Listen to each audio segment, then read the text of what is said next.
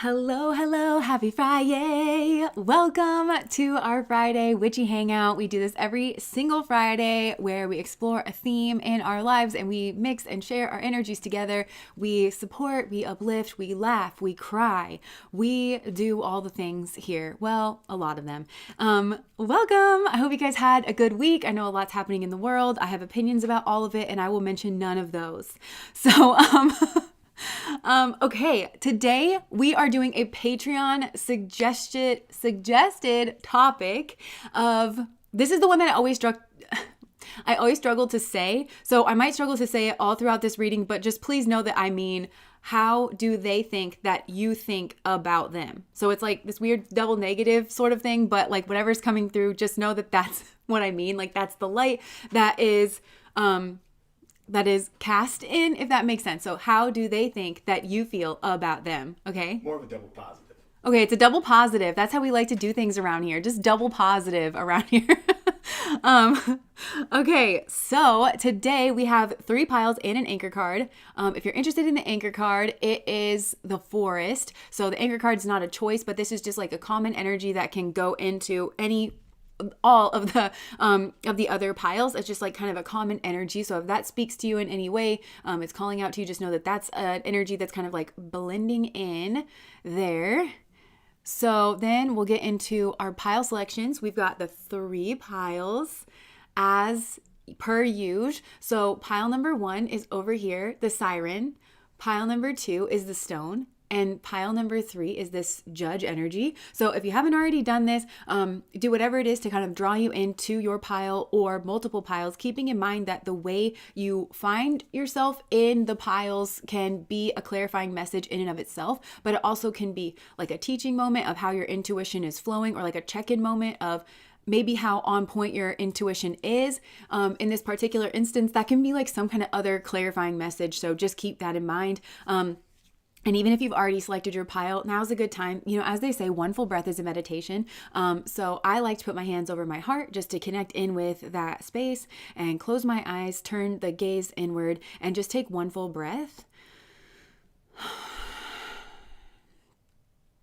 And allow your energy to drop and connect with that place inside of you that is just beneath all the hustle and the bustle, all of the hubbub of the world, the concepts that you have of yourself, the problems that you have, the dry cleaning you have to drop off later, the chores that you have to do. Just tap into that place that's below all of that. That's oftentimes referred to as the observer mind, that part that just observes you. Just take some breaths here.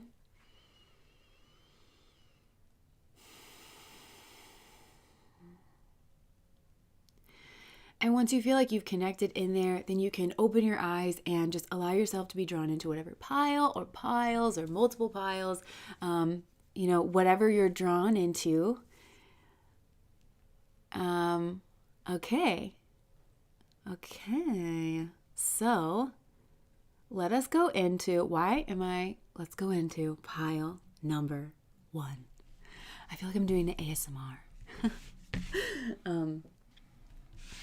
Okay. I struggle to not always pick the colorful one. Isn't that interesting? Okay, so getting into pile number 1. How does this person think that you see them? And I forgot to mention it before, but keep in mind this is how they think that you see them, and it may or may not be accurate. So I know a lot of you are probably like, duh, that's why I'm interested. I want to know like how accurate they are, right? So, okay. Pile number 1. Let's just compassion this space. Compassion. Although I got this feeling as soon as I tapped into that maybe you feel like you've given too much compassion with this person and that they were maybe intentionally being deceptive, or there was a lot going on behind the scenes. Oh my gosh. And immediately, look at the colors on this. Immediately, for some reason, I started thinking about Miscongeniality, which is a movie that I haven't thought of in a long time, like all the pink colors. So I feel like, I think that's probably you, although flip these energies if you want to, but I feel like they probably think of like you as Miscongeniality, but I feel like the dynamic between, Benjamin Bratt and Sandra Bullock in that movie, I kind of think that's how this person feels like you see them, like the Benjamin Bratt, like version, Bratt, that word standing out, Bratt. Like I think they think that you see them as somebody who is like kind of bratty or immature, and again was like doing some things like behind your back. But in that movie, they're coworkers. So for some, this could be a coworker.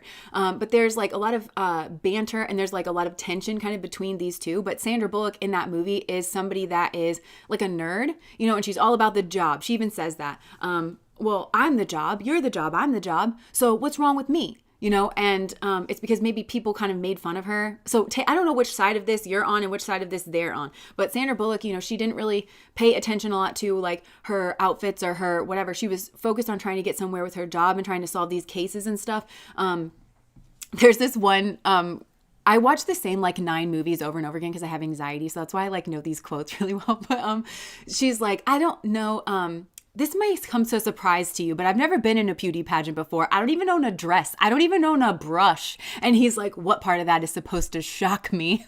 So I feel like there's somebody here like that. But his character is like just a flirty, all over the place, just trying to sleep with every like which kind of person. Doesn't matter if they're super young and they're coming to investigate like the bureau, like as an intern or something. It doesn't matter. Like he just wants to sleep with a bunch of people. And so I think that's how they think that you see them, as somebody who is like not serious, somebody who is just a flirt or whatever. And you have this kind of friendship and this banter between the two of you. But that ultimately this person is either they did break your heart, because in that movie they end up getting together at the end, but then like Miss Congeniality too, he's nowhere to be seen in that movie, and everybody's like, oh, he's just a dirtbag. So I kind of appreciate that, because it's not like, oh, he magically reformed himself. It's like, no, he presented as a dirtbag and he was a dirtbag, you know? So for some of you, I think something played out here where like you guys were friends, and maybe you did go through some kind of glow up, because she does in that movie where she has all the people like plucking at her eyebrows and doing all her waxing and everything, and then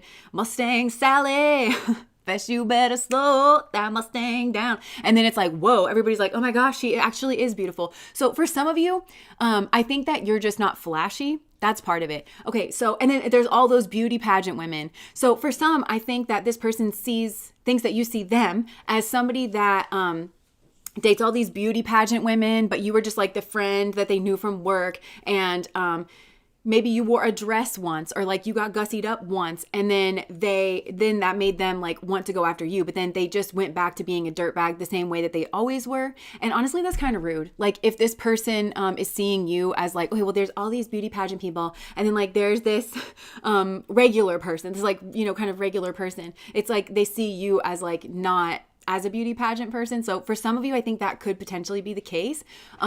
But I think for others of you, because there's kind of a thing about that movie, and a lot of movies, honestly, where it's like, are we really going to pretend that Sandra Bullock, if you put her in like an oversized shirt, isn't one of the most like beautiful women ever? Like, you know, kind of thing. So I think for some of you, it's also that, where it's like, the way they think you see them is maybe to do with that, like how they treated you as like subservient or less than. But for some, I feel like this person feels like they put some kind of obstacle in their way, because they're like, it doesn't matter if like your hair is up. I'm also seeing Eva Mendes in Hitch, you know, where she goes to that club to meet her friend and her hair's up and there's the glasses, and Hitch goes on that like whole monologue about, well, you're sending all the right signals, you know, your hair is up, you got your glasses on, and if that's not enough, you got the F off that's like stamped on your forehead, you know? So, for some, it's like this person knows that you're like very attractive, and they got in the way. But then for others of you, I think you feel compared to like these other people, and you just don't have like a lot in common with that. So yeah, and I think this person thinks that you see them as somebody that like went off the deep end, like went off swimming in the deep end. They went down, like you were this ruby. And I mentioned this before, but I've heard that rubies are like the most precious stone. Like they're very rare. They're actually like the rarest stone. I have no idea if that's true or not. But they're like very expensive. And this person, you were like the ruby there, and this person just like went off on their own like siren adventure. Maybe this person thinks they think that you see them as a siren, as somebody that's like maybe tempted you and then swam off, but also like was tempted, like went off to like the depths, like some kind of like negative, like dark, like, you know, kind of amorous, I just heard like behavior. This person does not think that you see them highly, but the way in which they think you don't see them highly is this like bubblegum kind of facade energy of like it's very siren. Even like I think, you know, for a lot of you this is a male, it's very siren. It's very like, I'm your friend, bubblegum jokes, but then it's just also nothing is holy and sacred to me, and I really don't care about your body or your emotions or your friends or your self-esteem, like, you know. And so this person just did what they did, and then like they just left and like they went off with somebody else. Also, Also, I've been on an SNL kick recently. Like I started for some reason. I used to have like playlists of all my favorite SNL videos, and I would send them to people for holidays, like Merry Christmas. Here's like my Christmas like playlist thing, you know. But one of them, I'm seeing it right now. It's Scarlett Johansson and Keenan, and they're at this like funeral for David. He's a dentist, something. But they come out of nowhere. Like nobody in his family or anybody knows about them. But his wife is like, oh yeah, he did mention them before, but this is my first time kind of meeting them. And so they wanted to do this thing like in remembrance. So it's this very Uranus, like Aquarius, out of the blue friends that I feel like this person has that you might have discovered that they have or that you think that they have. But like the whole time, they're like, we want to share some of David's songs. And it's like, I'm hearing that bitch is too turnt. Her style is not current. I don't know. Something. It was like a rap song. It's like a club mix. And then they zoom in on David, and David's like this dentist, and it just looks like he would never have written those songs kind of thing. Oh yeah. And in that song, it's like, gotta bump. So, I feel like this person had a side to them that you didn't know about. This person had acquaintances or associates, even if it was just like two people, that it's like, whoa, it's very different than the like persona that they give off. That's Soul, in case anybody's wondering. So he's the little boy cat with the sun energy. And we're talking about the way this person comes off in the world. So this person comes off as having like a certain career and a certain philosophy and a certain personality. And then here's like these two people that that whole skit was about like kind of just revealing that he had this whole secret life for an extended period of time that nobody really knew about. And it was like chintzy and weird. And maybe for some of you, like drugs was like a thing, coke, like, you know, but it's not the way this person comes off. And maybe those friends, I'm hearing like they roasted you or something. So this person thinks that, but you're very opposite, you know, because again, like her style is not current. So maybe this person thinks that you see them as having friends and acquaintances, even if it's just two people that come from a very different, I just heard line of work, very different like lifestyle or something. And they kind of roast you, and that this person just goes off with them, you know, their energy sinks whenever they're with them. But yeah. That goes back to the Sandra Bullock thing of like, oh my gosh, like maybe you feel like this person or their friends made fun of the way that you dress or present, but also there's this work thing. And so for some of you, it's like you knew this person from work. And so you were always wearing like your work clothes. I think for some of you, you're not flashy. And so maybe this person didn't think that you had money or like didn't think that you had style or something like that, and they were just like roasting you. But honestly, these people seem dumb. Like whoever these people are, and like really like cheap. And also for some of these people, they don't even have money either. They're just bad with money. So they just blow all their money. That word blow is standing out to me again. I really think for some there's like drugs. But they just like blow all their money or something. So I think you actually maybe have more money than they think that you do, or you have more options or something. It's just that you're trying. I think some of you have something you're saving for, like a goal or something, and this person doesn't know how to respect that, or they don't know how to view that, or like their friends don't. I'm really getting this like kind of roasting energy that this person just like allowed you to be roasted. It's like you're put up on the stage and everybody's throwing tomatoes at you kind of thing. And so like, yeah, that you had to go like into hiding or something in the forest. But this person sees you as a gem now. And they feel like they can't come close to you because it's like they're in the water. Like you guys are in like different elements. And I think this person thinks that you see that and that you got out and you got away and you like tucked yourself away from this person, that you had to protect yourself. So I think it started friendly because this person thinks that you see them as a friend, somebody that you have this kind of like connection to. But ultimately, this person's just very selfish, you know, because they really did like, there's a roasting thing here because, you know, in Miss Congeniality that I was picking up on, Benjamin Bratt and Sandra Bullock's characters, they roast each other and it's pretty quick and it's pretty witty. And it was different, but he just treated her the same way that he treated everybody else, like in the end. So either this person did this or you moved away because that's what you think of them. I just heard low opinion again, like you have a very low opinion of this person. And they kind of recognize that. So let's just see what else. I'm legit a leggings and hoodie girl in a hair bun. Friend of me. Yeah. I roast them right back, Jess. Yeah, that's kind of what I'm getting is like that you guys like really, and that you can just have honest conversations, you know? Because she's like not trying to impress him or anything. Whereas like the other girls are kind of just like, oh, and she's just like, like rolling her eyes, and like she needs him to function in his job kind of thing. Like, wait, where are you going when he leaves her alone with, I love that actor, whoever that actor is, the guy that played her pageant coach. I love that guy so much. Yeah. So they get surprised and then respect me after. But I feel like this person still didn't like show that they respected you in their actions or something. So what else do they fake flexing? This person thinks that you think they fake flex in order to get attention, in order to tempt people like off the deep end into the siren. They really do not think you think highly of them. Dust it off. Dusty? That's what I just heard. Dusty crusty. This person thinks you think they're a dusty crusty.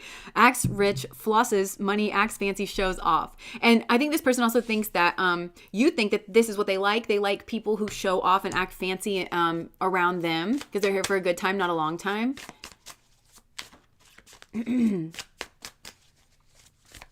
Accurate. The thing is, she kicked his butt fighting. That's so true. You know, and ultimately he needed her to do something for him. He needed her more than she needed him, like in the beginning.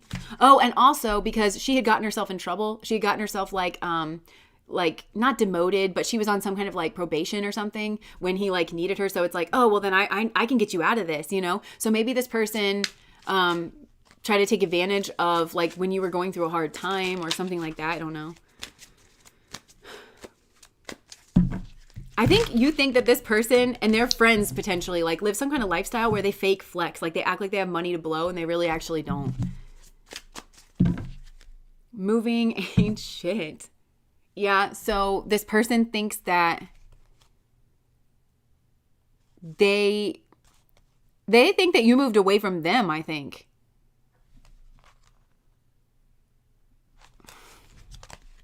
Hold on, I don't understand that. Duck lip pick all day long. I was in the best place. I wouldn't have given him the light of day otherwise. Yeah. Okay, what else does this person think you think of them? There's something here about jeans and denim. Denim. Oh my gosh, this is another thing about, because I went to Jersey Shore in my mind where they made that joke, denim. Because JWoww comes out, I think it was JWoww, in like an all denim suit, or maybe it was Dina, I don't know. And Pauly D was like, and I don't think denim's in anymore.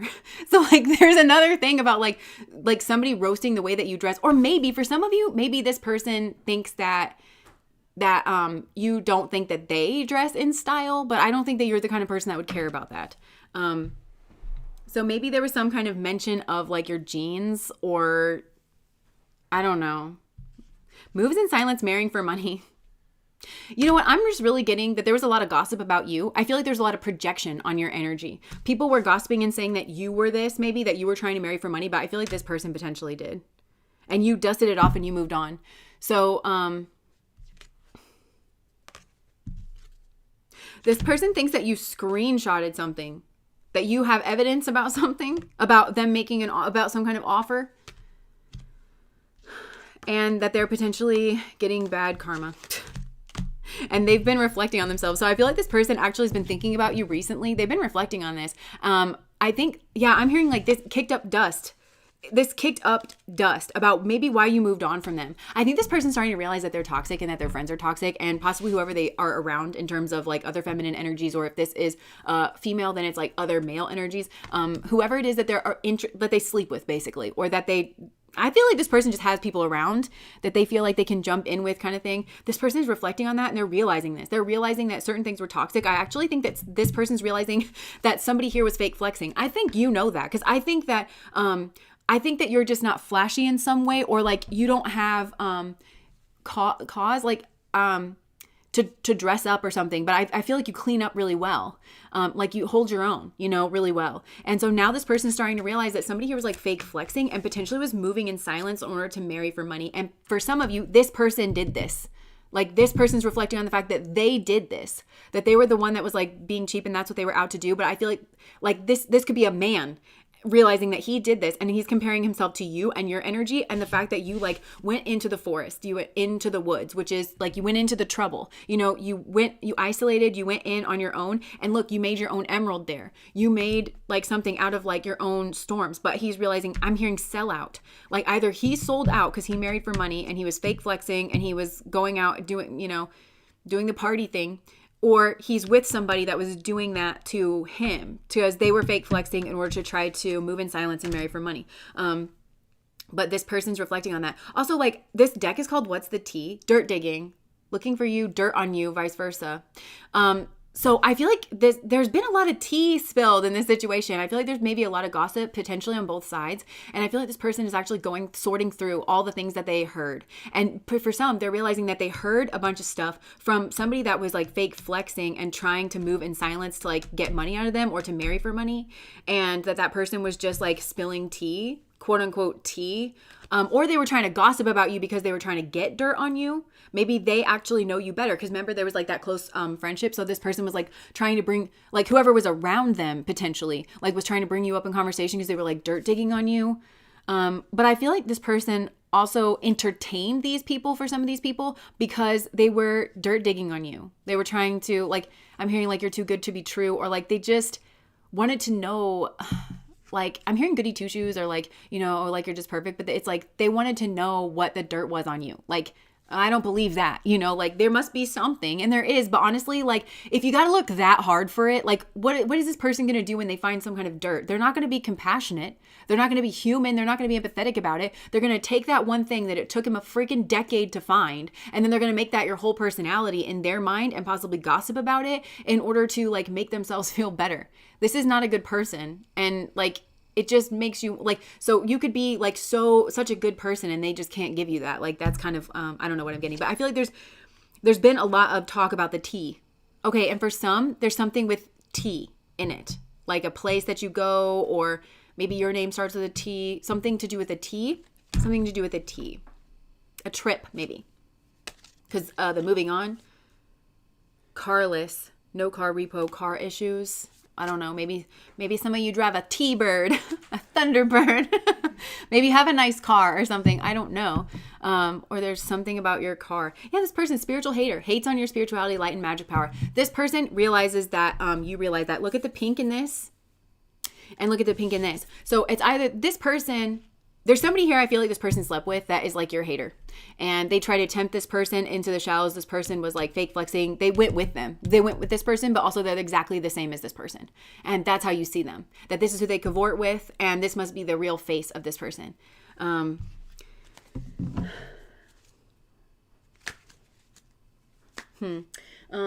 Okay, let's see. How else is this person? Oh, T-boned. Beth said my car got T-boned while parked 3 weeks ago. Oh my gosh. I am so repulsed, to be honest. Yeah. Oh, I've got screenshots of his hookup sites. LOL, stroke my ego. Wow. Yeah, screenshots. Okay. Oh, look. Yeah, unfaithful. Love triangle, ex in question, the ex. This person thinks that you have some kind of screenshots. I like about them. Could have to do with money too. And that they're fake flexing. So if you do have screenshots about this person, like their online activities, they're like acting like they're a hotshot, they have more money than they do, and you're like, this is interesting. Or you have some kind of screenshots of like them cheating. You have receipts. There's something here that this person was unfaithful, and something here to do with their ex. Also, their ex is not a good person. Like whoever it is that they're sleeping with. I think they think you feel they sleep with trash, basically. Yeah, fighting. Trust issues, one-sided, detached. They think that you're detached here. They think that you see them as envious and playing mind games. And that they're immature, testing you, analyzing you. They think, I might not be far off. Some of you told this person off, I think. Yeah, they think that, I think this person was trying to make you envious, but you see them as being envious and immature. Because it feels like that's the source of where all this is kind of coming from. Hater, spiteful, and jealous. And also that they hang out with your haters. That they indulge your haters. That they even sleep with your haters. Contemplation. I feel like this person has had to contemplate your moves. In conjunction with who they are around. This person's around some very negative people. They think you see them as being at rock bottom and bringing it on themselves is what I just heard. Karma, jail, legal issues, life falling apart. But it's, again, it's stuff that they did. Because this person was pretending with the fake. They were faking. Maybe you feel like this person was trying to marry you for money. This person feels like you're sick of them.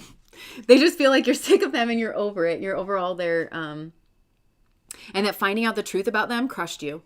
That you were heartbroken when you found out the truth about what was actually going on, who they're actually with. I can't stop thinking about you. I bury myself and work to forget you. I think for some of you, this person's trying to say, no, this is the truth, is that they can't stop thinking about you, that they bury themselves and work to forget you. Because for some, this is the kind of person that has like, I kind of think probably an anxious attachment style, possibly an avoidant, but I think, or like a fearful kind of attachment style where they sabotage themselves because they want you, but they can't be mature about it and they can't trust you or something. For some, I think this person finds you to be very attractive and they thought that you were out dealing with other people. So then this person tried to do a bunch of games on you. And so they think that you feel that they are like cold and detached, but, and like off gallivanting and having a good time with like these people, but really they can't stop thinking about you and they bury themselves and work to forget you. Because like their little plan didn't work. I feel like this person actually had a plan. Whether you know that or that not, because I feel like this person, the other thing is like this person can't help but reveal themselves. And I even feel like that's coming through a little bit in this reading where it's like, I think you do know certain things, but it's like this person just can't help but reveal themselves. Yeah, they want to tell you how they feel. I think this is like this person's messages, I think, that are coming through because I don't know why I felt, and look, the pink could be relevant to this. You speak to me through music. I lost myself for a little while. Yeah, I think maybe some of you associate this person with music. Like you could have gone to a concert together. You guys like a certain band. This person wants to tell you that they lost themselves for a little while. And that's why they went off the deep end over here, like with whatever siren-y thing. But this person wanted you to chase them, is what I'm getting. They wanted you to chase them. And I just think that it didn't work. Nikki, thank you so much for the super chat. She dates Barbie men. Interesting. Barbie movie. Pink is the color of my arrows. Interesting. I just heard amber is the color of your energy. So maybe this person thinks that you have like amber coloring around you, which reminds me of like a boho style, but again, like it's a gem. Gems could be significant here. So you could have crystals or gems. A lot of people do. Because we've got an emerald, a ruby, and amber. So this person, amber could also be a name of you or somebody that's involved here. But this person knew exactly what they're doing. And I'm just telling you this. Like, I think that's how you think of this person, is that they knew exactly what they were doing and that they were trying to bait you and that they were trying to get you to chase, or that they were trying to get you to like go off the deep end with them, like in whatever way. And for some of you, it's into some kind of party lifestyle or something like that. And I think this person would like to convince you that they lost themselves for a little while. But I can see like this is kind of a manifestation of who this person really is, because this person's insecure and they are immature and they were trying to test you and they were trying to play mind games. So they were unfaithful. They did all of this very knowingly and on purpose. And also, you're not the only person this person has done this to, not by a long shot. I feel like this is this person's mating dance. This is like how they get people, you know, and they want to convince you that what you know. Okay, so this person thinks that you're very smart and you're very observant, and also that you're very like no nonsense, especially because I feel like some of you have screenshots or like you have evidence, and so that you're not backing down. And this person, I feel like they're trying to play in your energy and trying to make you doubt what it is that you already know. I think you found this person out basically, but I don't think this person is that way, this like, you know, hotshot way, because they just think that they're like so great. I really think it comes from a place of insecurity, but I also think that you see that too. This person wants a reconciliation. Okay, this person reconciled with an ex and hooked up with them. But they had romantic soulmate feelings for you. And then something backfired. And it was unexpected. And then somebody here ghosted. And I think you feel like you dodged a bullet of a toxic relationship. So you could have just been like, bye. And then like, peaced out. But also, I feel like this person went into a toxic relationship, whether or not you know it. And this person is feeling trapped. Look at that hand. Like, that's how they feel. They're like, oh no, what did I do? Now it's toxic, fighting, codependent, misunderstanding, and trigger. Yeah, and look at her face. Like, she's kind of looking like, wait, don't go. Like, you know, what did I do kind of thing. Yeah, this person got themselves in a situation that they didn't want to be in. Again, with the music here, And this says like snake charmer. I feel like the charmer got charmed because this person was trying to like charm on you, and then the charmer got charmed, and this person sees that, and it led to a wedding for some of you. It led to a literal actual wedding. But maybe this person sees you as getting married to a new love, or they have anxiety about it. Yeah, because I don't think this person left a good name behind them. It's kind of like, it's giving, why would you ever want this person back kind of thing. They're really afraid that somebody's going to come in and do it way better. Or this is how they think you see them. Well, actually, I think they think you see them as just like a bad egg, and that you're just moving on, and that you think that they did all this on purpose and stuff, and they did, but it doesn't come from a place of bravado. I think they think you think it comes from a place of bravado, you know, of like, I can just go out and I can just have anybody and I can just, and this is what I want to do. But really it comes from a place of insecurity, because this person saw you very, very highly. And actually this person saw you like very tempting, but in a way that was like stable, because you're the ruby. So you're tempting, but you're also somebody that's like valuable and stable, and like you're going to deliver. And this person was like trying to maybe knock you off your high horse. They were trying to knock you off that stability by trying to get you to go into the deep end, to fight with them is what I'm getting, to stoop to their level. And I'm hearing that quote that says, never fight with a pig because you get dirty and the pig likes it. And because like they wanted you to take some kind of bait and like argue with them and like blow up, and then that was going to be like how they knew that you cared about. This is toxic. This person has a toxic version of love, and I feel like you kind of know that. Yeah, so you're protecting yourself from this person basically. And some of you have friends that are helping to protect you with the trees in the background, like people who are big and people who are intelligent and people who are like strong and no nonsense. But this person knows that you've gone through it here in the past, but you've gone through the woods, right? You've gone through the hard time, because look at all the pink behind the trees. That's where that person was. You ran, you hid behind the woods, and you've gone through the woods, and it's made you this like beautiful gem. So I just heard this person's watching you, and that they see your transformation, and this person feels blocked off from your energy. I feel like this person lies on you too, or there's gossip about you. There's gossip that you married for money, or that you will marry for money, that you move in silence. Yeah. And somebody here even could have told this person like, oh, pretend to have money because that's what's going to like get this person back. But honestly, I don't think that worked. Or maybe that's just what this person tells themselves in their head to make themselves feel better. This person, I'm seeing this person sucking on a pacifier. It's like everything that this person does is to self-soothe, but it's in like the worst way. This person tells themselves things to feel better, and they also believe that's how they get sucked into things and negative behavior, like to make themselves feel better. And another quote that I'm hearing is, my dad used to say, you can't run with the big dogs and pee with the puppies. And I feel like this person's a puppy, but I just feel like this person wants to run with the big dogs, but always gets like sucked into the puppies because this person feels like a puppy themselves. And so it's like they don't want to like actually grow up. So instead they're like, no, I'm going to go with the puppies instead of like the big dogs. And they gossip about the big dogs is what I'm getting. But I think you have big dog friends here, men and women, like people who are confident, they're secure, they've accomplished things for themselves because you went with the big dogs. You run with the big dogs, you pee with the big dogs in some kind of way. So yeah, that's how this person thinks you see them. I think I'm going to leave that there because I think you've left this person in the dust, or you're just about to. You're leaving this person behind. That's what they think. And this person's beside themselves about that decision as well. This person is confused because all they do is kick up confusion and nonsense. That's what they do. And it's all about feeding their ego. And this person, I think, would never stop cheating on you as well. But it would come from this place of insecurity. It doesn't come from a bravado. It comes from like, help me. I don't know. It's a cry for help is what I'm hearing, but you're a victim of this person and you're not meant to like help this person, you know, but it very much comes from this place of, I don't know how to do it. I don't know how to move in any other way. You know, I don't know how to get your attention and keep it in a way that's healthy. This person ultimately doesn't believe in themselves. But I do think this person kind of thinks that they've successfully hidden that from you, because I think they think that you think this comes from a place of bravado and not a place of weakness. But I don't know. I kind of think you do know that it comes from a place of weakness. But I think you also find this person to be arrogant and egotistical and not concerned about anybody else's feelings. But this person kind of is concerned about people's feelings, but they're trying to always wound people's feelings in order to form a trauma bond, because they want you to care about them. But that's a trauma bond. Because they want you to be emotionally attached to them, but they also want to be a person that causes you harm as a way of flicking you in the face constantly and getting you to focus on them constantly. So this person's a mess. And I feel like if you've moved away from this person, It's probably for the best. That person, I feel like, needs somebody to help walk them through some kind of traumatic attachment style that this person has, like from their growing up.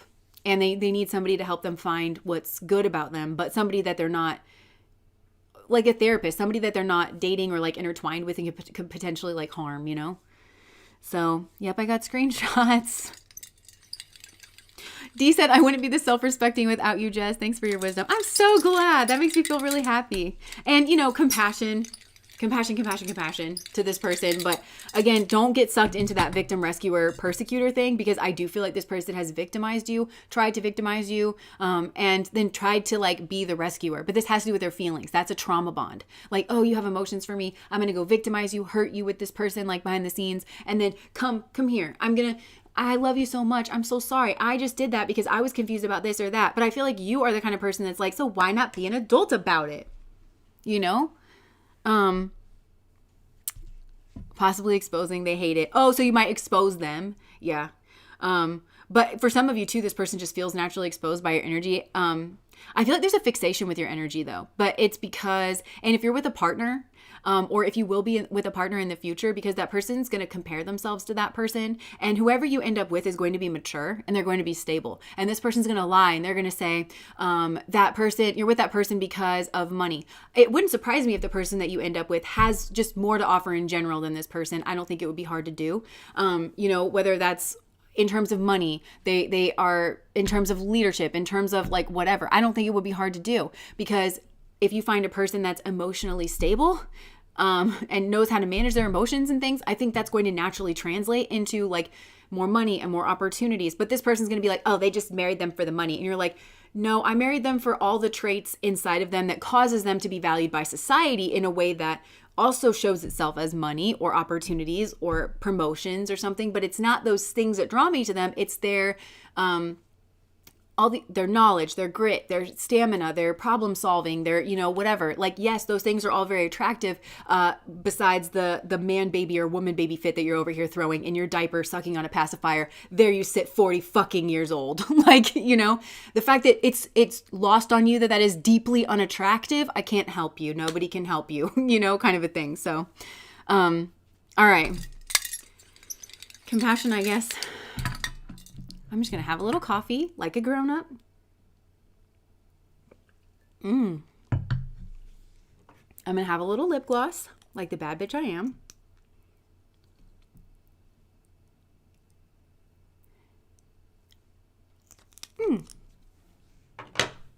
Okay, that's him assuming she doesn't have money. How about they both have money so it clicks well? So true. Get it, woman. Okay. So, pile number 2. Hey. Let me just spray this a little bit. Hey, sweet hun. Yeah. Could I ask for a kindness? Will you light that candle over there? Yeah, okay. I have the other candles lit in the other room, but... thanks. Grown-up coffee sip. Hey. Somebody was like, I wouldn't be this self-respecting without you. I wouldn't explore my womanhood without you guys. Like, I work on my appearance. I have several different lip glosses now.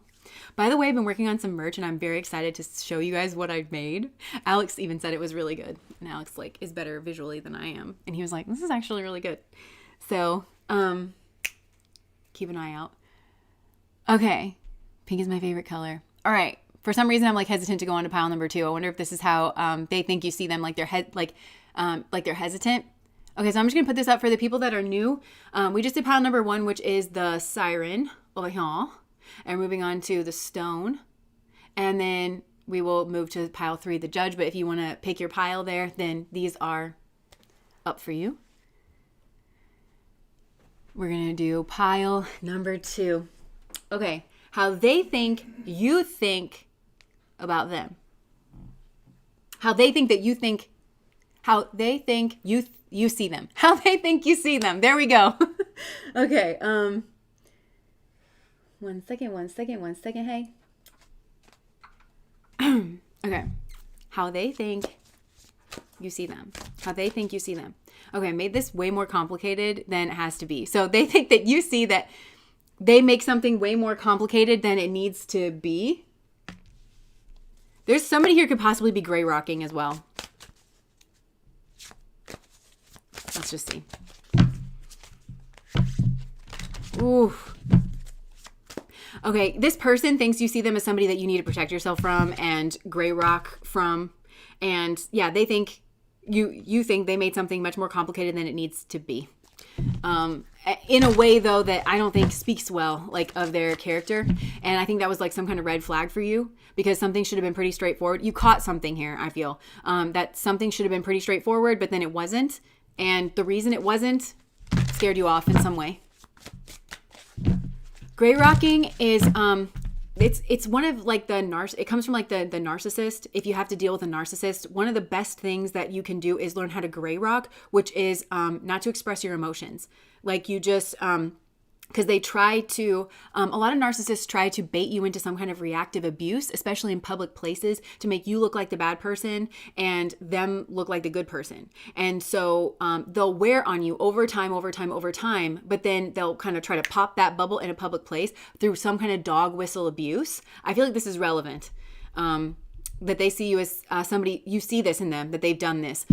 So they try to pop that bubble through some kind of dog whistle abuse, some kind of insult, some kind of inside. It's like the opposite of an inside joke. It's like an inside insult or something. And it's that dog whistle abuse. And so they are trying to do that in order to bait you into some kind of overly dramatic reaction where you're like, you've always been such a bitch and and you've had this coming for a while. And I feel like you didn't do that though, because I feel like you've done exactly what you should have done in this situation, which is gray rock and isolate yourself and possibly surround yourself like with better people and like stronger friends. This person is in some kind of frenzy because I saw the Kali card in here, which is it's the fear card and it's covered in skulls. I feel like this person's tried to come at you multiple times because this person associates you with like multiple deaths in their life. Now that's not physical deaths, but it's like maybe this person, their attempts, like there's some kind of attempt here, or you told this person to get lost like multiple times. Because for some of you, this could have been a member of your family or somebody that you were really close with. And so maybe you were like, listen, you tried to hold a boundary. This person disrespected that boundary and you put your foot down and you thought that things were understood, but then they did the same thing and then you did it again. And then like third time's a charm. So there's some kind of like something to do with 3, which is the number of the Empress. So, and this person thinks that dealing with them leveled you up into being an Empress. Like you didn't take, it's like this person threw stones at you and you made a castle. That's how this person sees you. And they see you, they think you see them as a catalyst for your growth, that they were some kind of ne'er-do-well that you had to deal with in order for you to boss up into your own purpose, into your own strength. And they see you as, okay, the other thing is, there's obstacle energy here. So this person was like an obstacle to you expressing yourself in the past. So you like actually moved away from it. But also you're not in contact with this person, I strongly feel. Because they think whenever you think of them, you think about a barrier or an obstacle that you put up. You don't go to their social media. You don't check up on them because you put some kind of barrier in. So it's just this kind of wall that you put up. You don't think about this person. You just think about the wall that you put up and you feel righteous and correct in putting that wall up. That's how they think, because this person really did put you through it. Because similar to that whenever I think about the emerald, I think about Ardra, which is a nakshatra right smack in the middle of Gemini. It's one of the notoriously most difficult places in the zodiac. And it's just storms, but the storms have built you. And this person was part of that storm or induced it in some way. Because this person could have also, I'm hearing flying monkeys. And I'm also hearing Wicked Witch of the West. So it's like you were Dorothy with your ruby slippers. And at the end of that, she says, if it was never in my own backyard, I never really lost it to begin with. So this person feels like it led you to finding yourself here in some way. Ardra is your sun and rising. Yeah. So you probably had to go through a lot in your life, you know, it's storms, but an Ardra's symbol is the teardrop and it is the emerald because it's the tears that lead to the gem. So I think this person thinks that you see them as like a necessary evil in your life that you vanquished or overcame in some way. At least they're right about something. I don't know is a standard answer. Yeah, this person feels like you're protecting yourself. I think this person thinks that you weren't sure about them. I think they were trying to cast you into some kind of doubt as well. Like there was maybe some kind of gossip. It could be gossip. This person feels very good at what they do though. Like there's subtle manipulation that this person was trying to cast your energy into doubt in regards of a group. There could be also a group here that you've had to leave behind because they were trying to cast innocuous things that you were doing, things that are like normal, as being nefarious or as being out of place or something here like that. They were trying to reduce you. This person was trying to reduce you. They wanted you to go into some kind of berserker mode, but instead you expanded. So how do they think you see them though? As Morgan Le Fay, magic. So maybe they think that you aren't sure about them, so you just put up a boundary. But maybe for some, they think that you believe that there's magic involved here. And if it's not magic, it's manipulation. You are so strong. This person sees you as so strong, that's for sure. And so protected. I feel like you had to piece together the lies. You had to piece together what this person was doing. Or you weren't really sure about this person, which gives me the impression that you always kind of kept your distance from this person. In some way, you kept yourself guarded. Even if you had to be around this person physically and you had to interact with them on a cutesy level, I think that you didn't open up emotionally or something. This person is recognizing that. They see that very clearly. This person thinks so highly of you. So highly of you. This person was jealous. Like, there's just no ifs, ands, or buts about it. This person is a bad egg. They think that you see them as a bad egg. But I think you are a person who gives people the benefit of the doubt. So it's like they were around you in the past. But even when this person was around you, I kind of feel like it was more porous. You know, it was like a cell membrane. It was like a cell wall kind of a thing where you let some bits in, some bits out. I really feel like you were not provoked in the way that this person, and it's because you're onto them and this person knows. This person knows. Sitting in blue jeans now, drinking my coffee, Janae. Or Gian, sorry. He never gets away with anything with me. I call him out on his shit. Yeah. Nice. Super guarded. Okay, how else does this person think that you see them? They, as an instigator, as somebody who's trying to instigate, but you bossed up. You have incredible like anger control, and that you block them off. This person thinks that you block them off. Okay, anything else? They think you see them as cold, cunning, manipulative, jealous. Ugh. Constantly manipulating. Just constantly manipulating. They think you see them as angry, pitiful. They think you see them. I hope you do see this person this way. This kind of energy that I'm picking up on, this is a nasty person, okay? And more people should think of this person that way. I think it's sad that I just heard most people maybe don't see this person that way. I think it's really sad that most people can't catch on because I feel like I could see this a mile away. Yeah. There's something here from your past. Maybe this was like a sexual rival here from your past, or yeah, that they wanted you to see them as dominant. They wanted you to see them as more sexually attractive than you, for sure is coming through, as having more charisma than you or more pull than you. But I feel like this person is revealing a little bit about their own psyche here because I actually think this is the way that they see you. And this is the way that they feel inside. But they wanted you to feel this way. This person wanted you colorless. They wanted you ostracized. They wanted you sad. They wanted you turned in on yourself. They wanted possibly somebody that you were with. This person wanted to ambush you as like the third person in your relationship or some kind of competition. They wanted to pretend like they were your friend until they exposed something here about a sexual relationship, maybe a sexual relationship from the past, friends with benefits situation. They wanted to talk about you online. For some, this had to do with like a boss or a leader. They wanted to expose some kind of message thread between like them and a leader where potentially that would make you feel blocked off or scared or not valued or uncomfortable. There's a lot of gossip here. This person was maybe trying to like gossip about you, and it's all because they see you so highly. And I feel like these people don't understand how transparent they are. Like when this kind of stuff, even if this person did ambush you in some kind of way, I think it was foiled. I think it was foiled because I think you kind of sussed this person. And I think that you moved away. But even if had they succeeded, I don't think your first thought would be like, oh my God, it's because you're so much better than me. I think you would be like, because you're not better than me. It's because like everybody who participated in that is not better than me. You know, like I think like these people are weird. They even followed you thousands of miles across Canada and are still going. Oh my gosh. There are two people in this pile. One is the other's nemesis. Both have their ways about dealing with me. I put them both out. Interesting. Yeah, this person is spying on you. They see you as so calm and so stable. Like the moon in Taurus is a very stable energy. It's an exalted energy. And that's how they see you, as like being very comfortable in your own space, bringing a lot of stability, making people comfortable, like in your own home here maybe as well. This person is so jealous. And they wanted you on the defense so bad. They wanted you to see them as an enemy so bad. They wanted you to fight them so bad, because if you were to fight them and if you were to engage, it kind of acknowledges that they're worth your attention and that they're worth your time, because that you see them on some kind of equal level, or you feel threatened. As it stands, I think that you were like, it's really not worth engaging with you. I feel bad for you. Get some help. And you really mean that. Like, you really do not see this person on your level. And I think that's for the best, because they're not. This person is actually like they're struggling, like within themselves. This is somebody who's struggling. And they're watching you. This person is actually kind of feeling defensive. They're observing. What are they observing?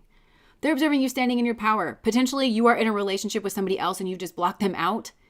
So, and if this is a third party or somebody who wanted to like expose that they were like friends with benefits with your person or sleeping them in the past, like, I just think you moved on and you were like, honey, if he would go for you, I don't see why I should go for him. Like, something like that. Like,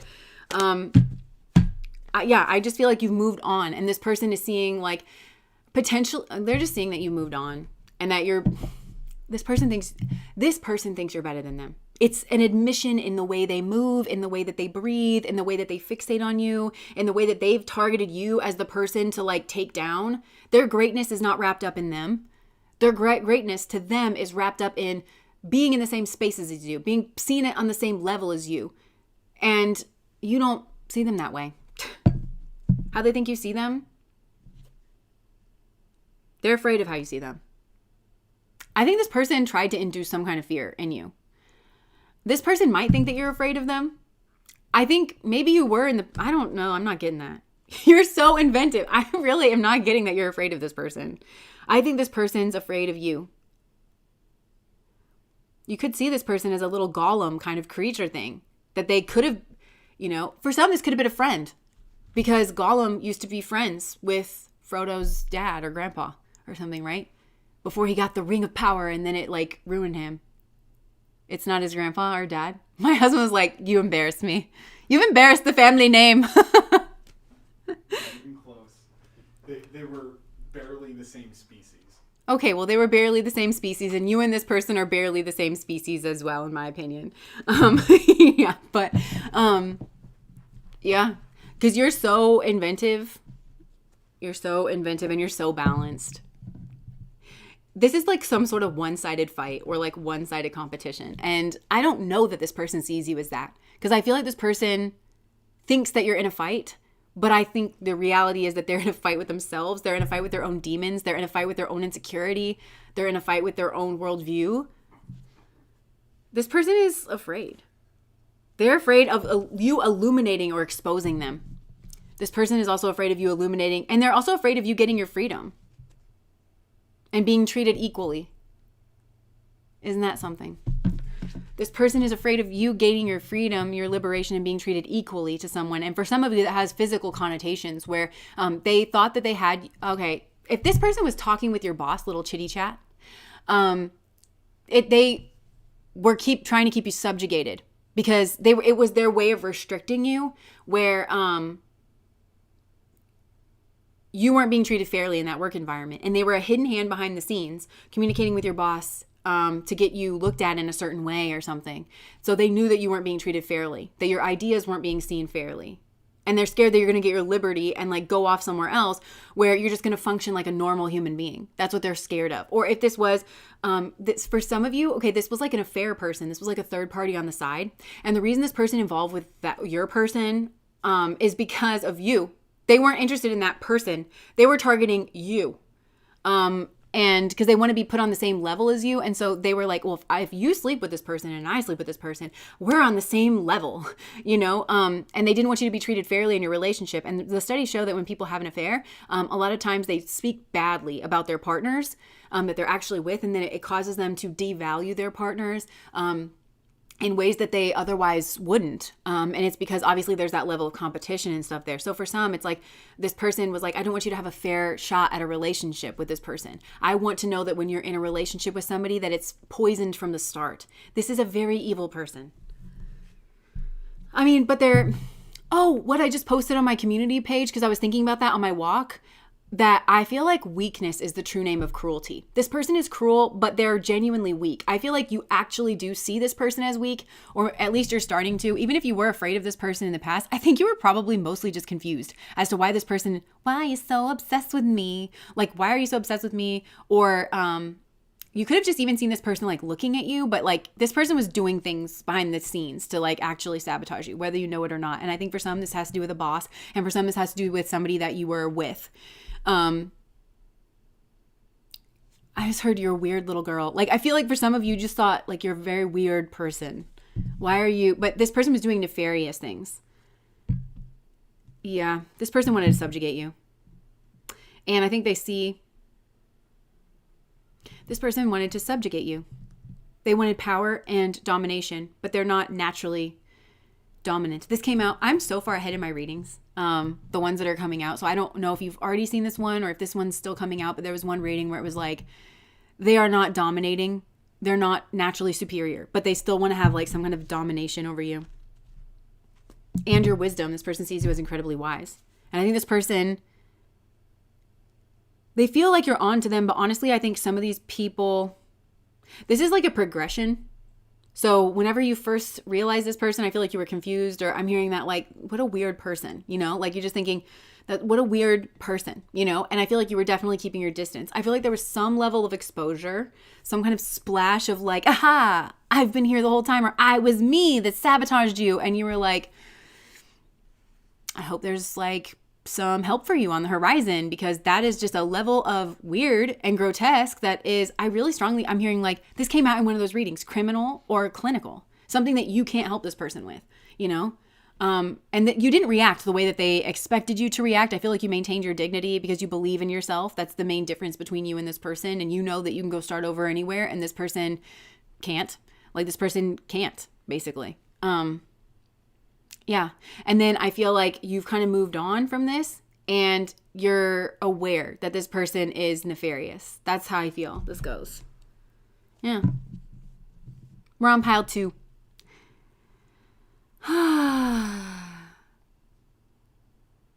This person feels like you're not talking to them. They want some kind of rebirth or renewal. And for some, it's with whatever this boss was or whoever your person was. And literally that person takes no interest in them unless they have something to say about you. Like that's the only thing that they have to talk about. That's the only thing that they have in common. But they want some kind of rebirth to come at you. They want to revive some kind of argument here. But you're protected. You're protected. And you've pieced everything together. And I feel like you're maintaining your focus elsewhere. Like you're focused on something else here. Work, I think you're focused on work.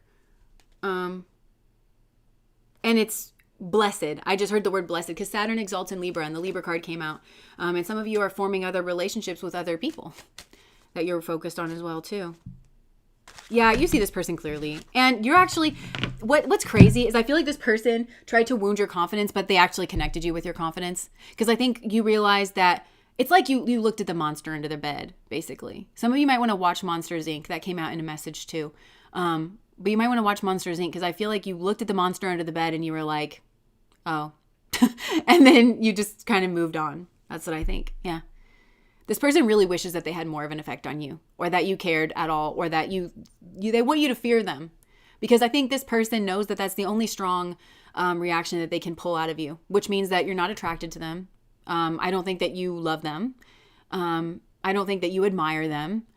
I don't think that you're in admiration of like their skills or the way that they communicate or anything else. So it's like, it's off the table for you to feel a strong emotion for them in some kind of positive way. So this person, their only way that they can do that is to try to make you fear them. This is sad. But it's also not your problem. Ew. Yep, I see them exactly how they are. So let me just get some messages. I'm curious. The hidden truth. Yeah. This person is like, I'm the hidden truth. They really want, it's like, I'm the hidden truth of your reality. Like, that's what this person wants to be. I'm the hidden truth of your reality because I've been sleeping with your partner since day one. Or I've been, your boss's opinion of you. It has nothing to do with like the actual work and the merit that you put in. It's what I tell her or what I tell him to have of you. You know, it's like this person wants to be the hidden truth in your life.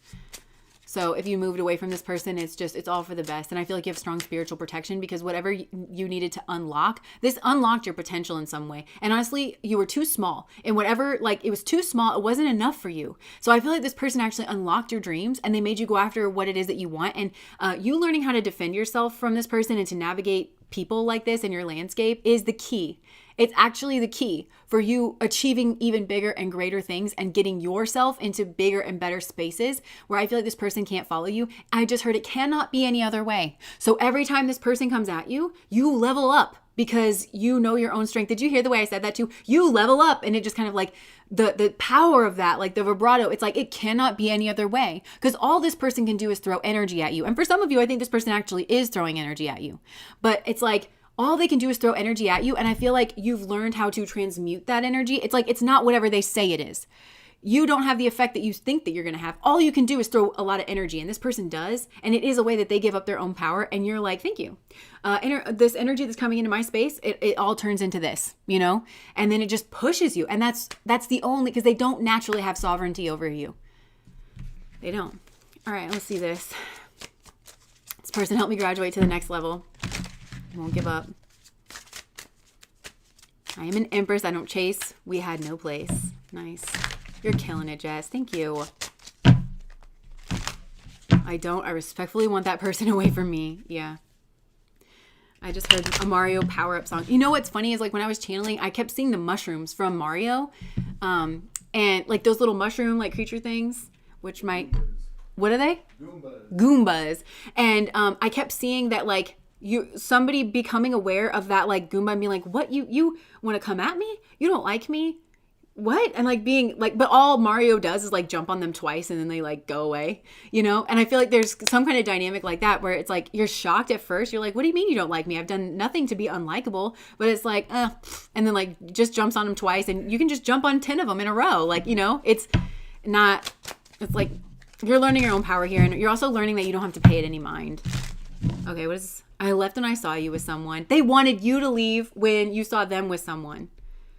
And again, I think for some of you, this is professional. And for others of you, this is something to do with somebody that you were with. I regret lying to you and becoming a better person. This person wants to bait you back by saying something like that, but it's just because this person wants another chance to swipe at you. This is not a person who's capable of loving you. They're so intimidated by you. This person is and you do not go from being this level of fixated on a person to just being neutral. You just don't. This person, if they are truly healing and if they're truly becoming a better person, they're going to drop your energy and they're going to move on because they're going to be like, this was such a toxic, like, it brought up such a toxic version of myself that I need to take accountability for, and I need to move away because this person cannot become their best self like while they're around you in order for them to demonstrate that, because them becoming their best self is also having compassion for another person. And it's like, I've done enough here. Okay, let me put your energy down. You deserve to have like a happy, peaceful life. Clearly that's not, and clearly you've already set a boundary with me, so I respect that decision because this person is trying to get back in your energy in some way. I love you unconditionally. I remember every detail of that day. I wish I could take back my words. For some of you, this is a person that they tried to take away from you, whether this was like a boss or something. Somebody's like recognizing that they were involved with this like really bad egg Goomba person. I feel like it's funny because this person was trying to be the hidden truth in your life, but the hidden truth is that nobody likes them. I just heard. Like whoever this person was trying to like attach themselves to, that person doesn't like them. That person doesn't respect them. The only reason that they listen to them is because they had something to say about you. I want to feel that way again. You don't know how hard it was to let you go.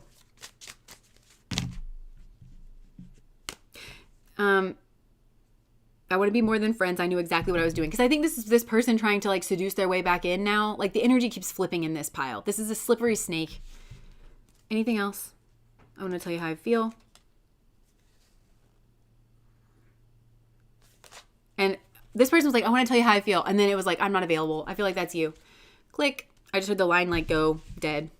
You're done with this person, and you're also done with this person's associates. Like, whoever would associate with this person, they're not good enough to associate with you. And I mean that on some kind of base standard level. Like, they need to have better standards for themselves. Like, if for people to be around you, you all have to be in agreement that you keep this kind of riffraff away from you.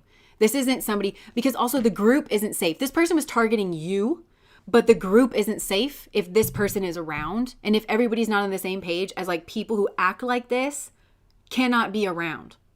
And that's what I mean by, like, you just have higher standards than this going on here. So cord cutting. Yeah. All right. So compassion. And again, I hope that you guys like compassion. We can have compassion for people, but just like, don't get stuck into like the rescuer, victim, persecutor. It's not your job to save people. Put your own oxygen mask on. This person was coming at you with a lot of energy. I feel like you learned how to deal with that coming at you in some way. You learned how to use it to level yourself up. I think you're much smarter now. So like if this was professional, like the next time you went into a professional environment or the next time you do go into one, you're going to be eyes wide open. I just heard people are not your friends. Like I think some of you, it's like you just keep work people and friends like totally separate. You don't expect anybody to be your friend or something like that. You know, it's like it leveled you up and it put you in like a professional mindset, or a winner's mindset is what I feel like it's given you. Some kind of winner's perspective. And it was probably some hard learning here, but honestly, I feel like it happened early, or it happened at just the right time so that you could level up. I just got goosebumps when I said that. So that you could level up. So this person tried to be a curse to you, but basically they became a blessing because that's who you are and because that's what God wanted them to be. God was like, I would never have let this person come at you if it didn't have a purpose, kind of thing. It's like when a storm rolls through, the trees have to push their roots deeper in the ground. And that's how they can grow up to be super tall. And that's how they can have like longevity. That's exactly what happened here. This was the storm. And that's how they think you see them as well.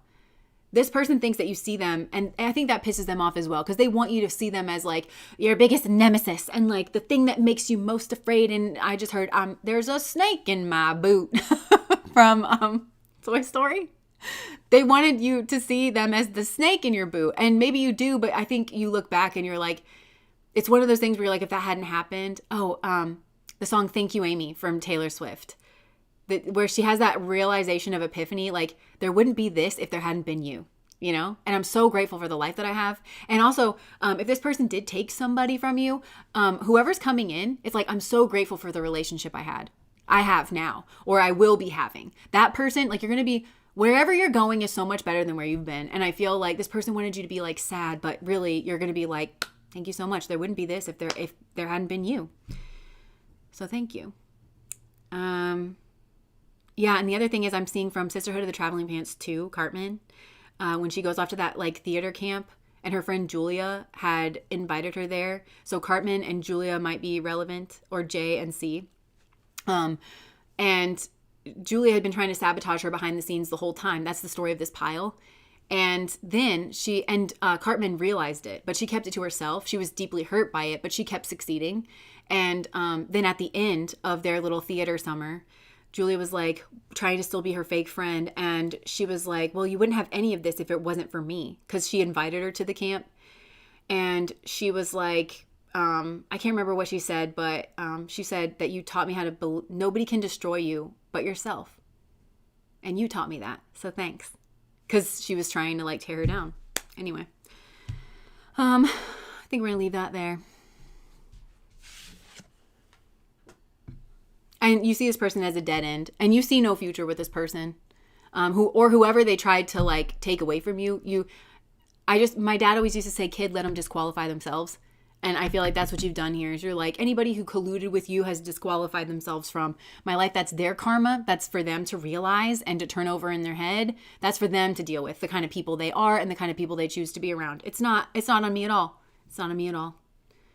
All right. So here's the piles that we have. You can't lose what's actually for you. You're welcome. You required an exorcism. Oh my gosh. So we just finished pile 2, which is the stone, and we're moving on to the judge. The judge. A little weird. All right. Compassion. Let me just spray myself. I feel like I need an exorcism after that. But instead, I'll have some coffee. Coffee, please kick out any energies I need kicked out. Thanks. I've read that coffee has that effect on like spells or something. I don't know if it's true, and I think I read it somewhere not like a robust source, but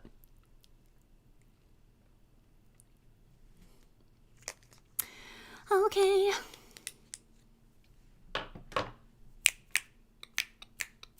I don't know what that was. Maybe somebody here has a tick. All right. So pile number 3. How do they think you feel about them? How does pile number 3? New energy. Oh, man.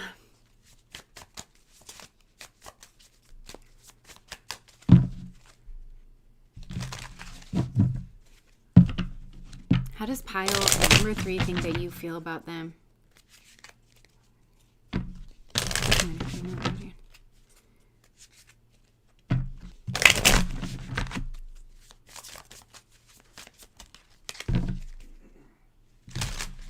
Oh my gosh, there's some similar themes here. So I wonder, for some of you, I feel like this person that you're asking about in pile number 3 somehow like fell prey to the person in pile number 2 because they think about that. They think about their dishonesty. They think about a mistake that they made. This person feels destined to you, though, and they're very hopeful that you feel the same way about them. But really, this person thinks that you branded them as toxic and that you made some kind of blockage towards them as well so that you could run off and heal. So it's kind of a similar energy, but this is a softer energy here in pile number 3, whereas pile number 2, that person was coming at you. Okay. But this person feels like maybe they colluded with that energy or they partnered up with that energy. Now there's also another energy here where maybe this is actually a friend of yours or something, or like maybe it's a group of your girlfriends and they feel they're your protector in some way, that they're the person. Okay. So for some of you, this is like a person that is an in-between. You know, like I remember when I first stopped talking to my family or I felt like I wanted to do that. And I sat my husband down and I said, I think I want to do this. Like, I'm just feeling this kind of way. And we were like, kind of talking about it. And he was like, well, I could stay, maybe I don't have to leave right away. Like, I don't have to leave the group chat too. And like, he kind of stayed in as like this, like kind of mediator. And to where if like there was anything that I really needed to know about, then he would tell me. And, but so somebody here could potentially feel like that mediator of like, oh, I'm trying to be a healthy bridge so that you don't have to close this down entirely, kind of thing. So somebody here could also feel like you're a protector. They think that you see them as their protector and somebody that's willing to keep nefarious energies away from you. But for some, I feel like this person realizes they should have been that in the past and they didn't because they fell prey to somebody here and they want, this person's trying to get back in and change the way that you see about them because they're hopeful that you realize that you have a really special connection, that you guys are soulmates, that you have a destiny together, and that they can really get back into your good graces and show you that they can actually be that. So there's there's a way that this person hopes that you see them for some, but I do think it jars with the way they think you actually see them based on what they actually did and said. I'm hearing said is a big one. This person could have said something that was hard. It was it made some, look at that little rotten egg. I don't even know what that is, but that looks like a radioactive egg to me, which is there's a lot there to unpack, right? Because an egg is such a symbol of like nurturance and, even like rebirth, but it looks toxic. And so what should have been like nourishing and nurturing was actually like toxic. So this person is hoping that they can have a conversation with you. This person feels, maybe this person keeps bumping into your mediator as well. Somebody who actually is protecting you. This person is doing a lot of reflecting and they feel very unworthy. And this person, it does tie into the way this person thinks that you feel about them because they just think that you feel like they're a rotten egg. Like a rotten egg. Yeah. And it's based on what this person said. They want to come in and show you reciprocity. This person feels like you see them as somebody that gave reciprocity to somebody else, somebody that was a rotten egg in the past, and that they didn't give reciprocity to you. But they're just hopeful. I haven't given up on us yet. Whatever relationship this is, they're overwhelmed. They want you to be a part of their future. And this person thinks that you feel overwhelmed at like having to make a decision. Okay, because I think this person sees you as maybe like waffling, like, well, I felt this certain way about you, but then you did this fucked up thing. So this person thinks that you feel overwhelmed about trying to make a decision about them and about who they are. Because look, there's like that child's hand that's like, I'm not trying to hurt you. And look, all of my little veinies are exposed, versus like this hand of like, no, but wait a second, like you've got to get away from me, So maybe sometimes like you're soft and you do like you listen and you kind of naturally fall back into what I feel like is naturally there between the two of you. Before this person allowed, and I'm going to say it that way, before I think this person thinks that that's how you see them as well, that they allowed a rotten egg to influence their judgment. I think this person also sees that you see that they are responsible for their own good judgment, and whether their judgment is good or whether it is bad, and you see them as being responsible for the decisions that they made, and you're holding them to account. You are what you did, is what I'm hearing. You are the decision that you made, and that's not something that I can ignore. But this person wants to figure out how they can make that right, because you've also ran away from this particular person.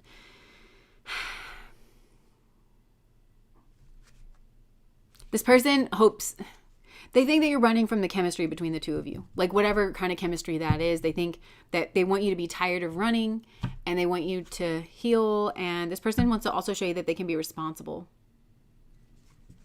For some of you, this person maybe thinks that you think that they're not financially or emotionally responsible. This person could have done something to like leave you with the bag, basically. So this person could have like messed up your money in some way and just left you with the bill. For others of you, it was emotionally, but, and I think this person they might be trying to show you or tell you like, well, hold on, like I'm getting myself together emotionally and financially so that I can come back to you, and that I can more than just say, I think this person knows that they need to more than just say something. They need to show you, they need to do something. They have a real mess to clean up, but also to me, this looks radioactive. And I'm hearing that song from Imagine Dragons, Radioactive. But, if you're going to clean up something radioactive, you need like a full hazmat suit. Heather, thank you so much for the super chat. Yeah. This person feels like you're their soulmate, soul contract. The lessons I learned from us will never be forgotten. This person is like, I'll never do it again. Like, I'll never forget this. And I feel like that's kind of what you need. This person feels like they're chasing you. And they don't want to chase you anymore. So we had runner come out and chaser come out, which is very that twin flame kind of, yeah. This person is hoping that in time you're going to come back, but they're also afraid that something is too late and that they missed and that you need space. They understand that you need space from them. So this person is torn up about the way they think you see them, because this person feels like there's naturally a strong chemistry. There's naturally a lot of love and just a desire to go on the path together. Again, in whatever kind of relationship you have, whether it's work, best friend, sibling, parent-child, romance, like whatever this is, this person's like, there's naturally that desire. I know I took a giant dump in the middle of it, and that's what's caused you to see me in a rotten way. And now you're confused about who I really am. And I feel like this person feels like they've learned from that. Like that it's not worth, they took a chance. This person feels like they took a chance on something that they should not have. Leaving on Sunday. Yay. This person also sees you as succeeding, and they feel like they're getting karma. So this person actually feels like they went against, I just heard the Lord. They feel like they went against the Lord. They feel like they went against God. They feel like they went against goodness by sneaking around on you behind your back and by entertaining something that was really devilish here. So it could be another person. So this could have been a third party situation, but it was also, I'm getting gossip very strongly for this, that this person indulged in some kind of, they said something fucked up. I keep getting that. They said something really messed up about you. Or they indulged when somebody else did, and it influenced their judgment. It influenced the decision that they made, which then influenced the decision that you made. This person is very aware of that. So this person is kind of realizing now they put you in this position where you're like in your head, because this person, I think they were hearing certain things that they knew were not true. And like it filled up their head and they were like, I actually entertained that because I suck. And then now that put you in this position where all of a sudden things are in your head and you're like, now I don't know what to do. So now everybody's confused and everybody's out of balance and nobody's stable. And this person feels responsible for that. They have a lot of love for you though. How do they think you see them?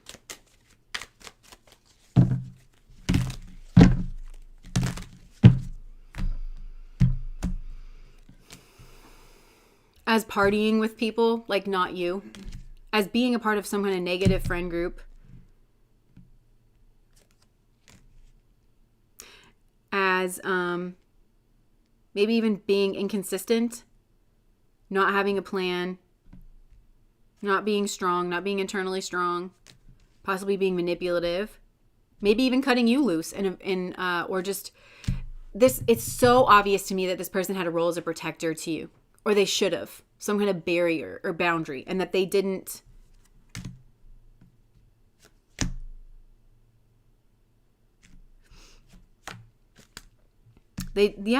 You were always their favorite in something, and they didn't give you equal give and take. And then there was a tower moment that occurred, and I think they feel like God induced that tower moment as well. And I think that's true as well, because I do think that karmically this person has higher standards towards you because you're soulmates. There's some kind of like bond. The Bayou, thank you so much for the super chat. Because I feel like you guys were soulmates, so you came in and it was like, okay, well, I'm going to be this to you, you're going to be this to me, so that you have to fulfill those contracts. And then somehow this person's contract on a spiritual level towards you involved some kind of barrier, some kind of protective barrier. Something was not to reach you because this person was going to get out in front of it. And there's some kind of karmic something here, and it's Mercury as well. This person is good at communicating. That's for a reason. Okay, they're to you. That's a gift from God. I just heard. They've been working on that in past lives so that they can make something up to you. So that this person, I feel like they're good with communicating. They're a finesse. This person can like finesse it. They know just how to say it, but it's like in a good way where they can actually still be cool and still tell someone to knock it off, and they should have done it because something shouldn't have gotten past their barrier. And when there was been some kind of judgment here about like putting you on like. They messed up here, and then something came and like busted something up, and I think they had to start all over. This person also has I think they potentially had something painful end as well. Maybe they had to spend a lot of time alone, or like working alone, or this person thinks a lot about you whenever they're working. They reflect a lot about that, how they can move on from the difficult times and find some kind of sanctuary, and also how this person feels like they can provide you some kind of sanctuary, some kind of shelter. They're thinking about that. You know why they're thinking about that? Is because that was their karmic contract to you that they let drop. So it's almost like this person could even be a little obsessive of like, oh no, how do I like make this right? And because God sent them in with that particular part of their contract. And so they also feel like they let down God. Like that's what they feel like, however they think about God or like a higher force or like some kind of higher good. They feel like it was not for the highest and greatest good what they did. And yeah, I feel like this person is trying to find their balance point though. And they feel like you have as well, that you've like, that you're sad, but you've like tempered out after some kind of very painful ending. And they see you as an angel. This person really does see you as just like a very nice person, a sweet person, an angelic person. And yeah. We are on pile number 3. So this person knows what they did, basically. They know what they did. And potentially they're confused by a message from a King of Pentacles or by a King of Pentacles. Why? Because there's a blockage at work. So for some, I think part of the karma that this person is getting is from a boss. They could have received some kind of message from a boss at work. Something about a contract. Maybe you did. Maybe you're getting a raise. Maybe some of you were offered a promotion or a raise, and then you like moved buildings or something, or this person's confused about a message. Oh, maybe they're confused why they didn't get a message. So for some, this person didn't even know that you realized what they did, and they thought that they were going to get a message, and they were just like waiting for their ships to come in with you. And because there's something, so you're the King of Pentacles, because they see you as like being very stable, and maybe you had some kind of resource or something that you were offering them. But the King of Pentacles for me is somebody who's very noble, one foot in front of the other, master of the earth realm. So good schedule, good routines, does things the right way. But the King of Pentacles trusts the wrong people. And I feel like you felt you trusted the wrong person in this person. So maybe a contract didn't come through that they were expecting, possibly from you. You didn't offer them a job, or there was a death here. And they thought that they were going to work together with you or build together with you, and it never came through. And it was because of some other association or multiple associations that this person had. And they're confused by that because of this. They misused this Mercury energy. I'm telling you, this person's a good communicator, and that is exactly why they were chosen by God to be like put around you. Because I think some of you have, I'm hearing like you have some kind of mission here, and that God needed people off, but God also doesn't want to bludgeon people. So they were like, you are a very talented communicator, and that's what you're going to do. Okay. And you're going to do it for the light side of things, for the right side of things. But instead, I feel like this person manipulated you and they were like, I'm going to build over here. And they saw long-term potential because you came out as the Three of Pentacles. But this over here was the Three of Cups, some kind of like witchy, and I mean that in a bad way, some kind of like, like Wicked Witch of the West. Like that came out in another one, like association that they had. And they were like, well, I'll just do both because I'm flexible, I'm adaptable, and I can keep that from corrupting my heart. That's been a big lesson here. You cannot run with the big dogs and pee with the puppies. You cannot run with the noble and pee with the spiritually profane. And it's cast this person's soul into doubt. This person knows it too. This person feels their devilish association here has prevented them from having a victory with you. Because they were sneaking around. They know it. And this person feels ashamed. There's something about this person's clandestine existence that has been exposed. They've been exposed. That's how this person feels. And if they feel like they acted out of character and like not in alignment with, like their heart doesn't feel that way, but I'm hearing you are what you did. They're making this person say like, because this person sweeps it under the rug too much. And for some, this isn't even the first time this person has done this. Like they've done this to other people because this person is like, well, I'm just a good person, but I'm also a coward and I'm too scared to stand up for what's right or something. So there's some kind of karmic lesson where this person is having to use their voice in order to stand up and protect the righteous is what I'm hearing, and protect what is good and like wholesome in this world. That's not just people. It's just like standing up for what's right. This person, that's a big karmic lesson because this person is good at communicating, but they're slippery. They have learned, and so they need to use their communication in a way that's a tree, in a way that, there was a Marvel movie. It was one of like, I think it was like the Avengers. It was like one where they're all together and they're all fighting the bad guys. And it was the one where Peggy Carter's funeral and her daughter was saying things, and she was talking about how Peggy Carter said, there comes a time when you must plant yourself like a tree and say, no, you move. Because you know that somebody else is wrong. And yeah, you might be outnumbered. And maybe, when everybody is telling you that something wrong is something right, you plant yourself like a tree and you say, no, you move. And that's what I'm getting goosebumps. I feel like this person had a moment like that. And then I just heard this song, a moment like this. Some people wait a lifetime for a moment like this. So, and maybe that's what this person could have had with you, but they needed to plant themselves like a tree and say, what you're saying is wrong is actually right, and what you're saying is right is actually wrong. I know that, and you know that. Instead of just trying to be ever adaptable and ever flexible. Flexibility is its own kind of strength, but this person's out of balance in that way. They're too flexible. They allow for nincompoops to be around them. They allow for ne'er-do-wells to be around them without rein, unchecked. People, bad, nasty people can just be around them saying bad, nasty things. They just allow it, and they're like, well, it's not affecting me. And I feel like it affected you. And really, truly, this person pulled their shield and they were like, it's only affecting you. Sorry. But they didn't think that you were going to know. That because they pulled their thing, that's why you got jabbed a few times. They didn't think that you were going to know. Then you got hurt, and then you held up a boundary for this person, and then it affected them. And that's when this person started feeling bad. And I'm just going to be very honest with you. That's not a truly good person.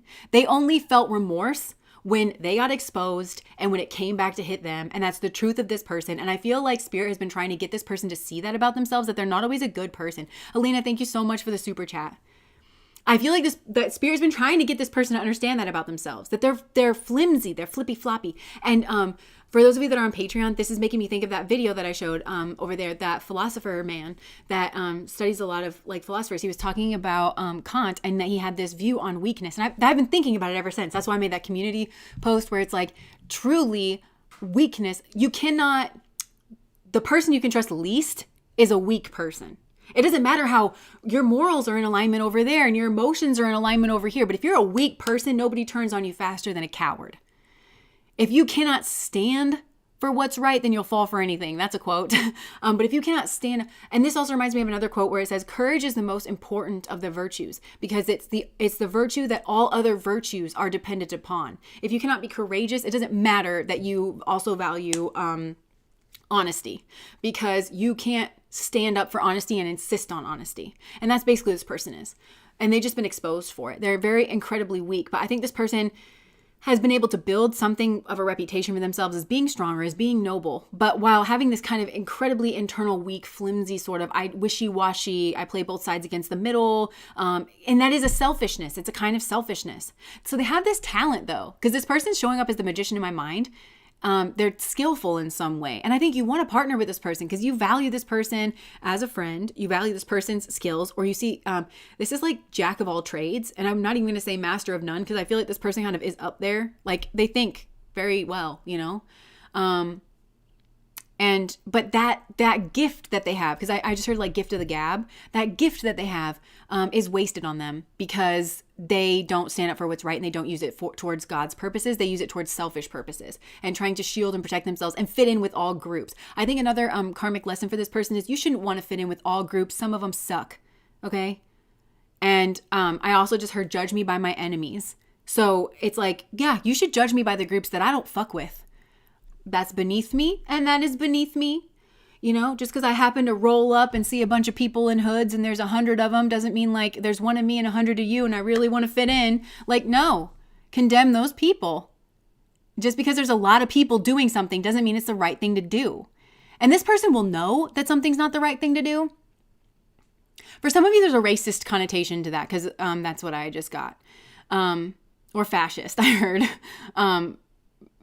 Okay, and there's something about the groups, because groups are like genuinely scary. Groups always have some kind of yin quality. It could be a group full of men, and it will have an extremely yin quality where it's like very tidal, like the moon, where things can just like, and I know if you've been in a crowd or if you've been in multiple crowds, like you've experienced that at some point, just that little feeling, that little thought that like maybe you were going to get stampeded or like, you know, that maybe you're not around people who are acting like they're with it and that they recognize that it's getting a little too cramped or like people are getting a little too uppity. You know what I'm saying? It's like, it can be like just dangerous sometimes to be in a crowd or like there's just kind of this like contagion almost that it's like a thought contagion that like just permeates the crowd and you're like, what, you know, like this person gets very taken by that. I feel like, but also they're not natural. Like, I feel like this is the person who like wakes up in that kind of instance and they're like, what's going on? But then they just like try to blend in. Like that's kind of this person. They became the chameleon and it's manipulative. And instead this person needed to just be like, I don't fuck with that.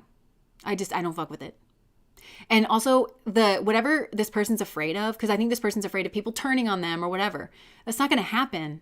It's not going to happen. And that's why they're to do it because people like them and people want them to be around. I think this is the kind of person that gets along with everybody. And if that person has a problem with you, it really wakes people up. And that's how God was going to use that person. Sorry, the sun's like really getting in my eyes. I have the windows closed because I have like flax curtains over here, but it's like ever so slightly see-through.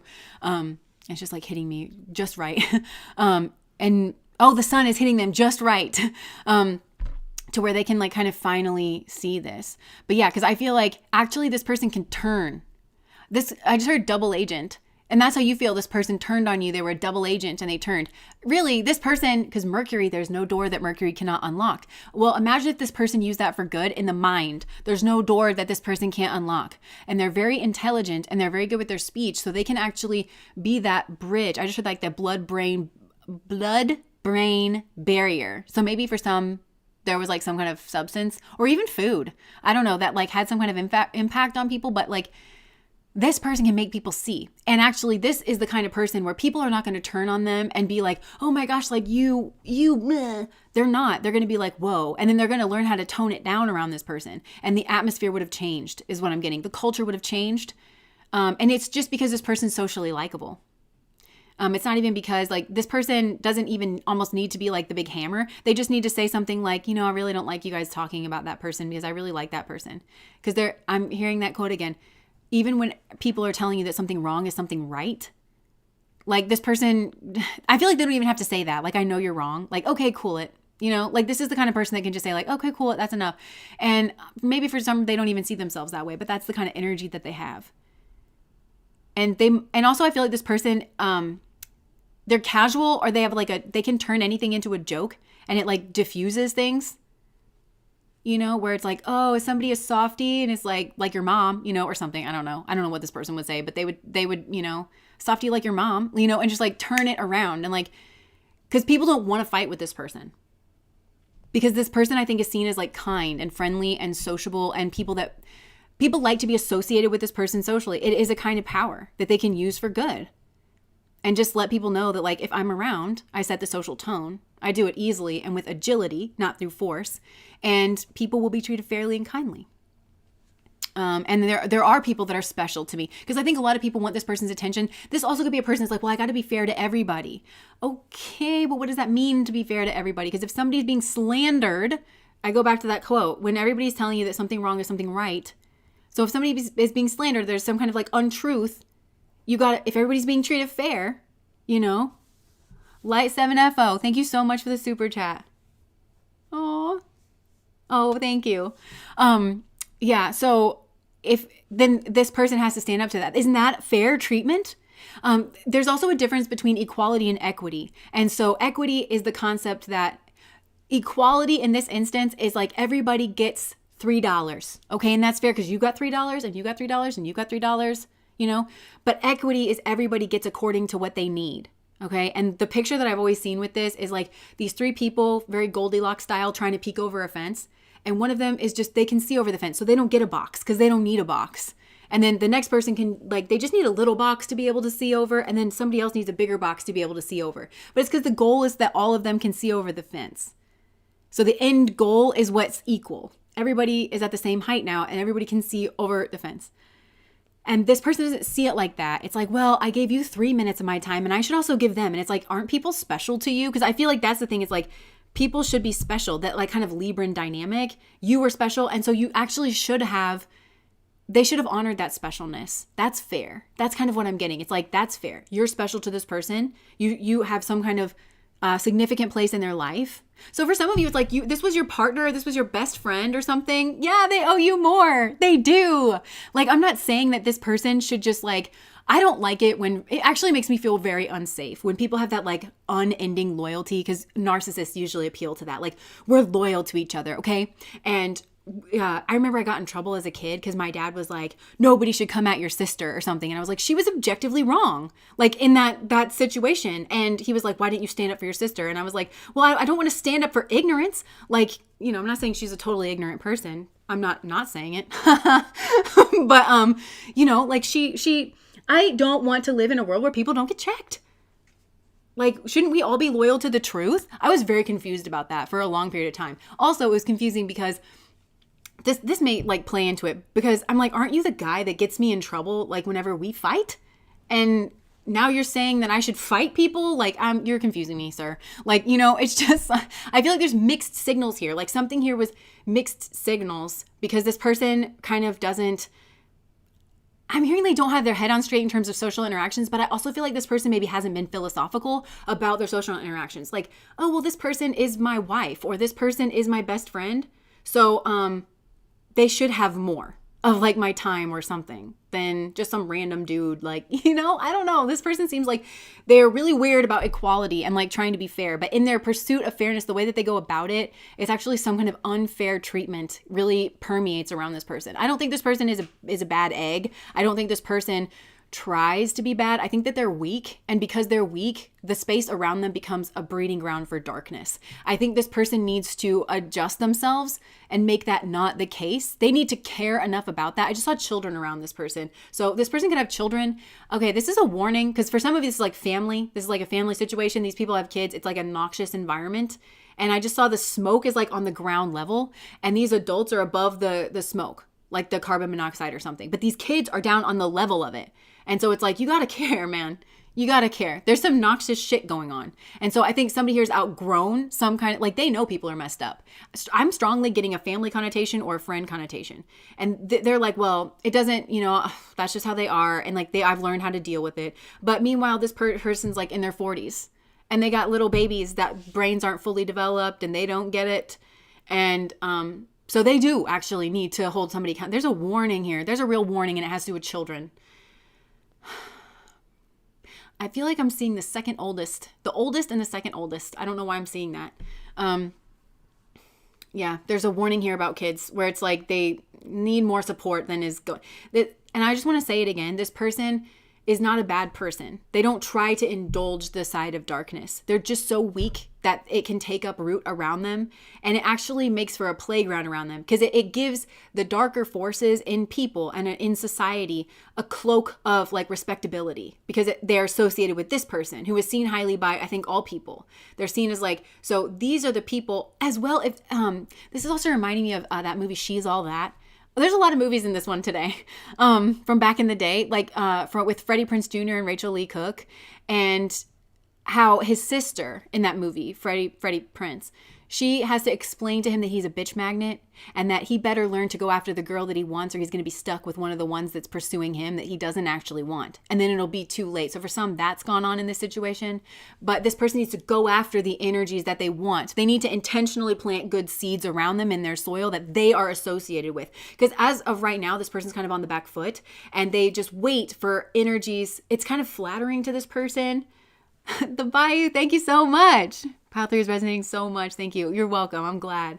But yeah, this person, it's like they have to choose to cultivate good seeds around them because I feel like they do feel flattered. And it also, this is like their self-identity as well. Like their ego identity is somebody that is, very like just friendly and chosen, honestly chosen, and somebody who doesn't rock the boat and somebody who's just friends with everybody, right? That's their ego identity. So they kind of nurture it and they're like, well, everybody's welcome here. Well, bitch, maybe everybody should not be welcome here. Okay.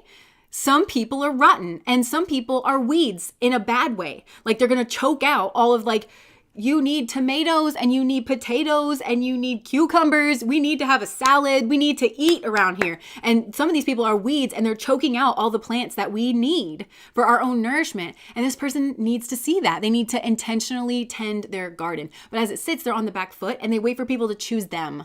You know, they wait for people to pick them and like, I'm in your face. And this person's like, okay, I guess you're my best friend. And I guess you're my partner. And I guess you're my friend. And I guess you're my friend. And I guess you're my business partner. And like, this person just does not take control of their own life. But this is a strong person and they're capable of doing it. This is also giving me the vibes of somebody who has literally never even tried to stand up for themselves. They think that they understand people and they do, and they think they understand communication and they do, but they don't understand themselves because this person they are that mercurial energy that can bridge gaps and stuff. It's a superpower that this person has not tapped into. And this person will actually be quite respected, but there are going to be people that are butthurt and those people are going to have needed to go for a long time. But if this person can do that, they're going to be very, very happy with the results because this is going to be a sanctuary, I think. I just heard, Lord, prepare me to be a sanctuary, pure and holy. Yeah, so this person has some kind of protective thing that they can do, but it's agile. It's socially agile, and it can be protective barrier where you've got the innocent and the sweet that are allowed in, and you keep the nefarious people who just want to use people out, because also they're the kind of person that's going to be subtly sabotaging people behind the scenes. And then this person's like, I don't understand why that person doesn't speak to me anymore. And meanwhile, there's two weeds over here that are grabbing at that person's root structure, trying to and this person's like, so weird. What happened to them? What happened to them is you allow people around you that should not be allowed around you. That's what happened to them. But it's a secondhand effect. So this person, remember I was telling you what happened with you is that this person didn't think that you knew that they were a double agent. They were playing both sides.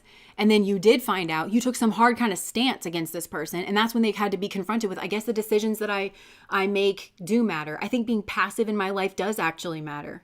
Because this person, I think once they wake up to that, they're going to start seeing the effects of that all around them. Wait, that was a good person. And then they started withering on the vine. And then I never heard from them anymore. And it's because they were sitting right next to that asshole. And, I kind of know that person's an asshole. This person's not dumb. And I think this person has intuition. They're very socially adept. So they know a bad egg when they see one. But because that person tries to flatter them, and they do it because they need a socially acceptable mask. I'm best friends with this person. And that means that they can abuse 99 other people. All I got to do is be your friend. And that means I can fuck 99 people's shit up. And this person doesn't see that. This person doesn't see it like that. I really need to remove the layer of respectability that you being associated with me is giving you. Because clearly you don't know how to act. And that's honestly the best thing for these people as well. They need to get flung out. That's the best thing. That's the kind thing. Because also this is a very don't rock the boat kind of person. But they need to realize that natural consequence is God's love. Okay? That is God's love. The tree comes through so the tree can push its roots down. These people need to be elsewhere. They don't belong in the garden. They belong over there, or wherever, But so I'm kind of getting the sense that there's people around this person that are not getting their karmas. Not in the way that they need to, because this person allows too much fuckery to go on. And it's affecting everyone. Because this person's supposed to be a leader. This person's supposed to be a social leader, but this isn't kindness. And this, it makes for a very negative environment. And I say this with the utmost of compassion because I feel like this is kind of reflective of my own journey. of like what I've had to learn for myself, because I used to be like such a strong people pleaser as well. I can't look at myself in the mirror. Like I know too much. Like I'll see pain on people's faces and stuff. I'll know too much. So I learned very quickly that I actually had to be a stronger person, and that I actually needed to say certain things. And I can remember like certain times. The first time that I ever became a manager, I thought, oh, this is like not going to be a big deal because it's just talking to people. And I remember like during my training, my manager was training me and he was like, okay, so like you see that person's doing like this like wrong thing. So he's like, why don't you go over there and tell them that they have to do it this way? And I was like, sure, no problem. And literally like I had quite a ways to walk over there. And as I was walking over there, I started to slowly panic, because then I was like, oh, this is not a big deal. All I have to do is explain this or that. And then I started to be like, well, what if they hate me? What if they think that I'm picking on them? What if they think that I don't value them? What if they think, blah, blah, blah. Like I just started getting in my head. And then I was just like, oh my gosh, I have to strip all this away and just like say what I needed to say. But I feel like this person needs to go through that kind of experience where it's like, once you just do it a couple times, then you know that people just, it's just the way that our world kind of works, right? So, yeah. Yeah. Just had an annual harassment training at work, and it's on supervisors to cultivate a safe working environment for everybody by speaking up against the BS. I agree with that wholeheartedly. And it's hard to be in that position. And it does mean, I think that's part of this person's journey. It does mean that you're not a part of the group a lot of times. You're not in on the joke, and you're the man or you're the woman, that's holding everybody accountable, and everybody hates that. But the gift that you give them is having a happy and healthy and structured work environment. And over time, people do actually realize that because you work so hard and because you took the time up front to make sure everybody's on the same page, that they're not having to work late, and that, everybody can actually do all the stations. So it's not unequal. Like the fruits of being a good supervisor are often like very hidden, or like just being a good leader in general. It's often very hidden. Yeah. You're the judge. Yeah. So anyways, I hope that you got whatever you needed to out of that one, of how they think you think about them. Because a lot of that was about their own soul journey and a lot of their own karmas. I feel like you've really revealed this to this person because you're special to them. And I feel like this person didn't tell you. Look, I just stuttered when I said that. To tell you, this person didn't tell you. So like, yeah, and I just described that like, oh, this shouldn't be hard. I'm stuttering again. Oh, this shouldn't be hard. And then they had like a long way over there, and they're like, oh God, like, why can't I communicate? I'm usually so good at communicating. But then it's like whatever they had to communicate was foreign to them or scary to them. And it could be their heart as well, because this person is like maybe the cool person, but you were special to them. And I feel like this person didn't communicate that you were special to them, and they didn't treat you like you were special to them, and they treated like they could stand to lose you, and that they could speak about you behind your back, and that's just not a big deal. They don't need to think about your heart. Fuck that. Like, it made this person come off like an asshole. And I don't think this person is an asshole, but I think they're passively an asshole because of I heard tomfoolery. Maybe somebody's name is Tom. The tomfoolery that's gone on here around this person. So thank you for that insight. We aren't talking, and I was at a crossroads. Yeah.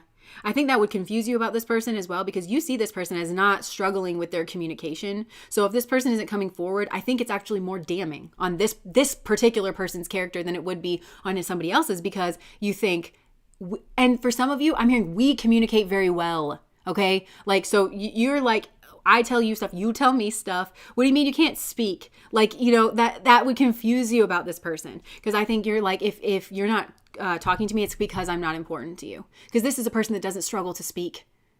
And so I feel like lines are getting crossed here. Crossroads, yeah. I feel like there's a certain crossroads as well that this person needed to like open up and say that you were special. And possibly like to you, but also to like other people. I just heard there's 1,000 yous, there's only one of me. It's like there's 1,000 of you. And honestly, I kind of feel like this person could feel very zapped, like very tired after social interactions, because everybody expects this person to put on a performance. But this person actually likes engaging with you socially. They actually feel poured into by you socially. They don't always feel like, I just heard dance, monkey, dance. Like this person doesn't always feel like they have to be putting on the show and that they have to make sure everybody's like entertained, like, whenever they're around you. And for some, you entertain this person back. Like it feels much more reciprocal, but this person is just used to an unfair dynamic, socially speaking, Yeah, like where they are having to carry the interaction and people are like, oh my gosh, we're like the best of friends. And this person is like, I do all the work in this friendship. I do. I'm always smoothing things over and you say stupid stuff to me and to other people. And then I smooth it over there and I make it seem like it's okay. But I'm honestly wondering about your heart, your corrupted heart, and that actually like maybe you mean some of the fucked up things that you say and maybe I shouldn't be doing all this extra work. Like this person strikes me as a social smoother, but it's exhausting. And this person, I think in you had somebody that it wasn't exhausting to communicate with, and that's why it's a big loss for this person actually. So okay, tomfoolery to myself. Yeah, that just, I don't say tomfoolery, I don't think. But also it makes me think, remember Tom Green from MTV? My bum is on your lips. My bum is on your lips. Maybe you guys joked about that. I don't know. It's random. Oh, because he was always entertaining people. My bum is on your lips. My bum is on your lips.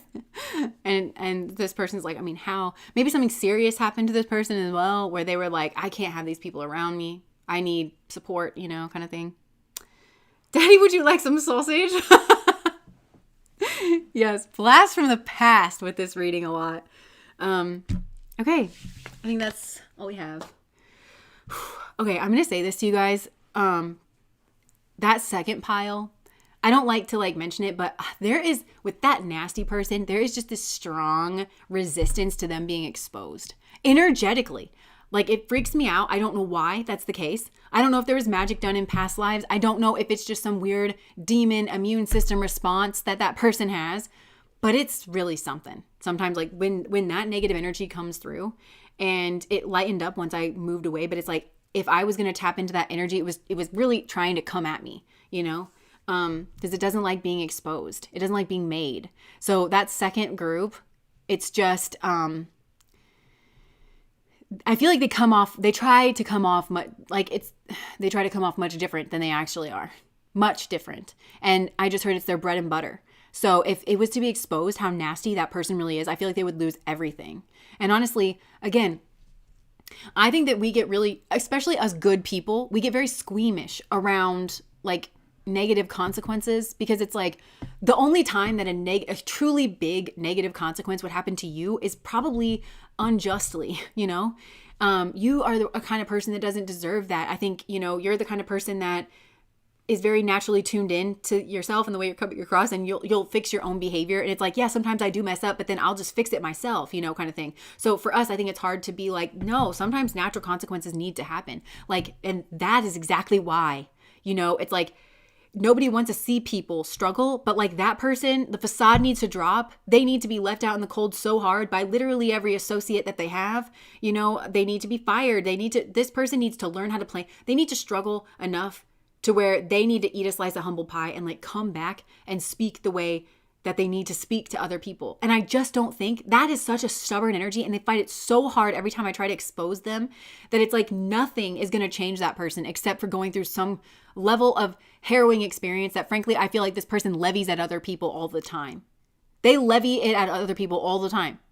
And so they need to experience that. That's the only thing. It's like actions and having to go through lifetimes in the Arctic alone, where they have to, dig a hole in the ice and it's very harsh conditions and there's nobody else around. Maybe that would, I don't know. I'm just fantasizing about this person getting their just desserts.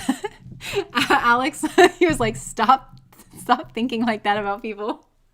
Anyways, I'm going to drop it because I don't want my energy to be like theirs. But anyways, I feel like you get what I'm saying. He's a sociopath.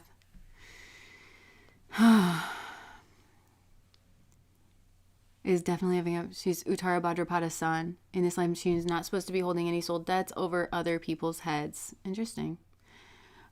This person doesn't see individuality and only sees everybody as all the same. That's how they're stubborn and they don't care to change their ways of communicating. Interesting. They just need to face themselves. That's exactly what he needs. Yeet! Yeet! Okay. Let's compassion. Compassion, what I was just saying, is what makes compassion such an interesting topic as well. Anyway, my mom used to say the all the time, and she would say the tell too. Compassion. All right, so now let's move into the general portion of this reading, but let me just get some water.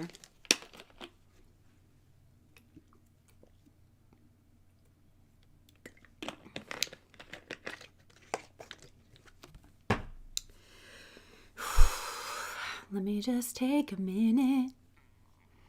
Lip gloss, thank you. Lip gloss. Sometimes whenever I'm like quiet or doing something weird, I just picture like the person that's joined in and they're like, are we all just watching her sit in silence and open that lip gloss?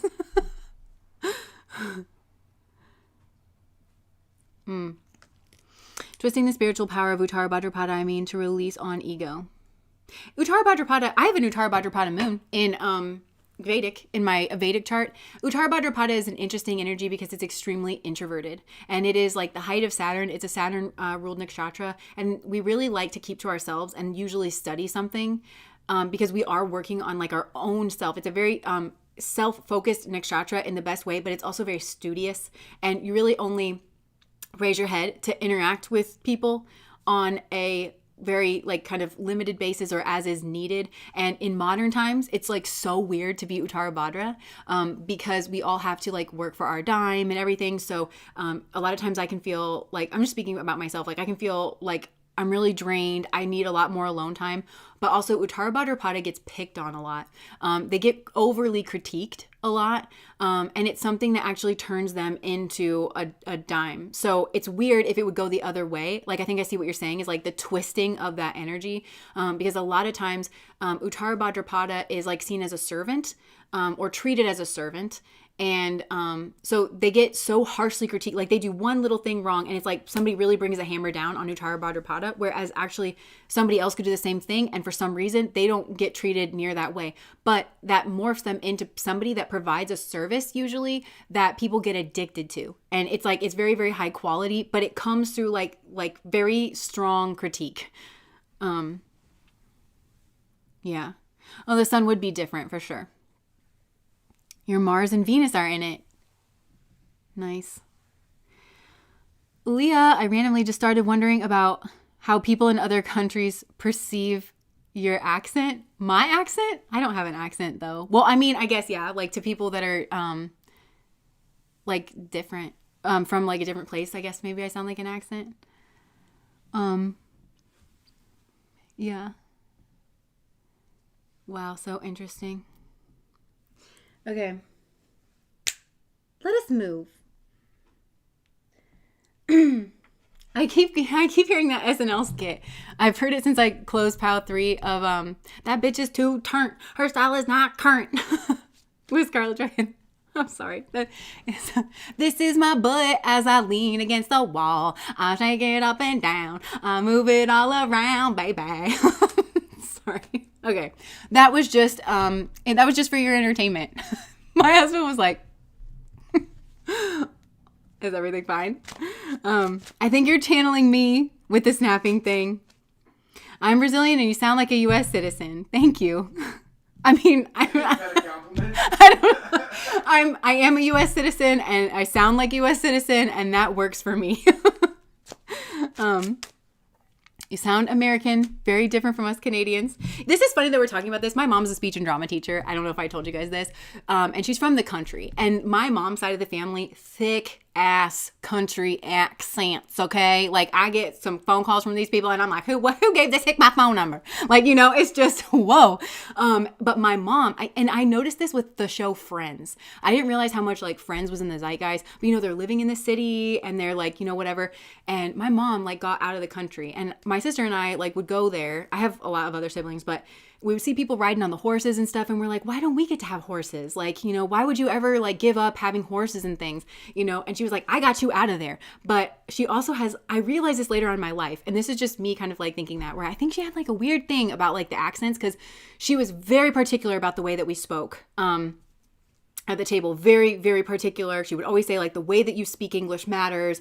You know, it used to drive me nuts because I would go to my friend's house and we would have dinner and they would be asking us about our days and stuff, the same as like my mom would do. But my mom would be like correcting my speech and stuff. And I would be like, but you know what I'm trying to say. And she was like, yes, but like, and I would be like, well, so-and-so's mom doesn't do this. And she's like, well, so-and-so's mom isn't a speech teacher. And you know, the way that you speak English matters. So I don't know if like this is somehow like related to something that's coming through.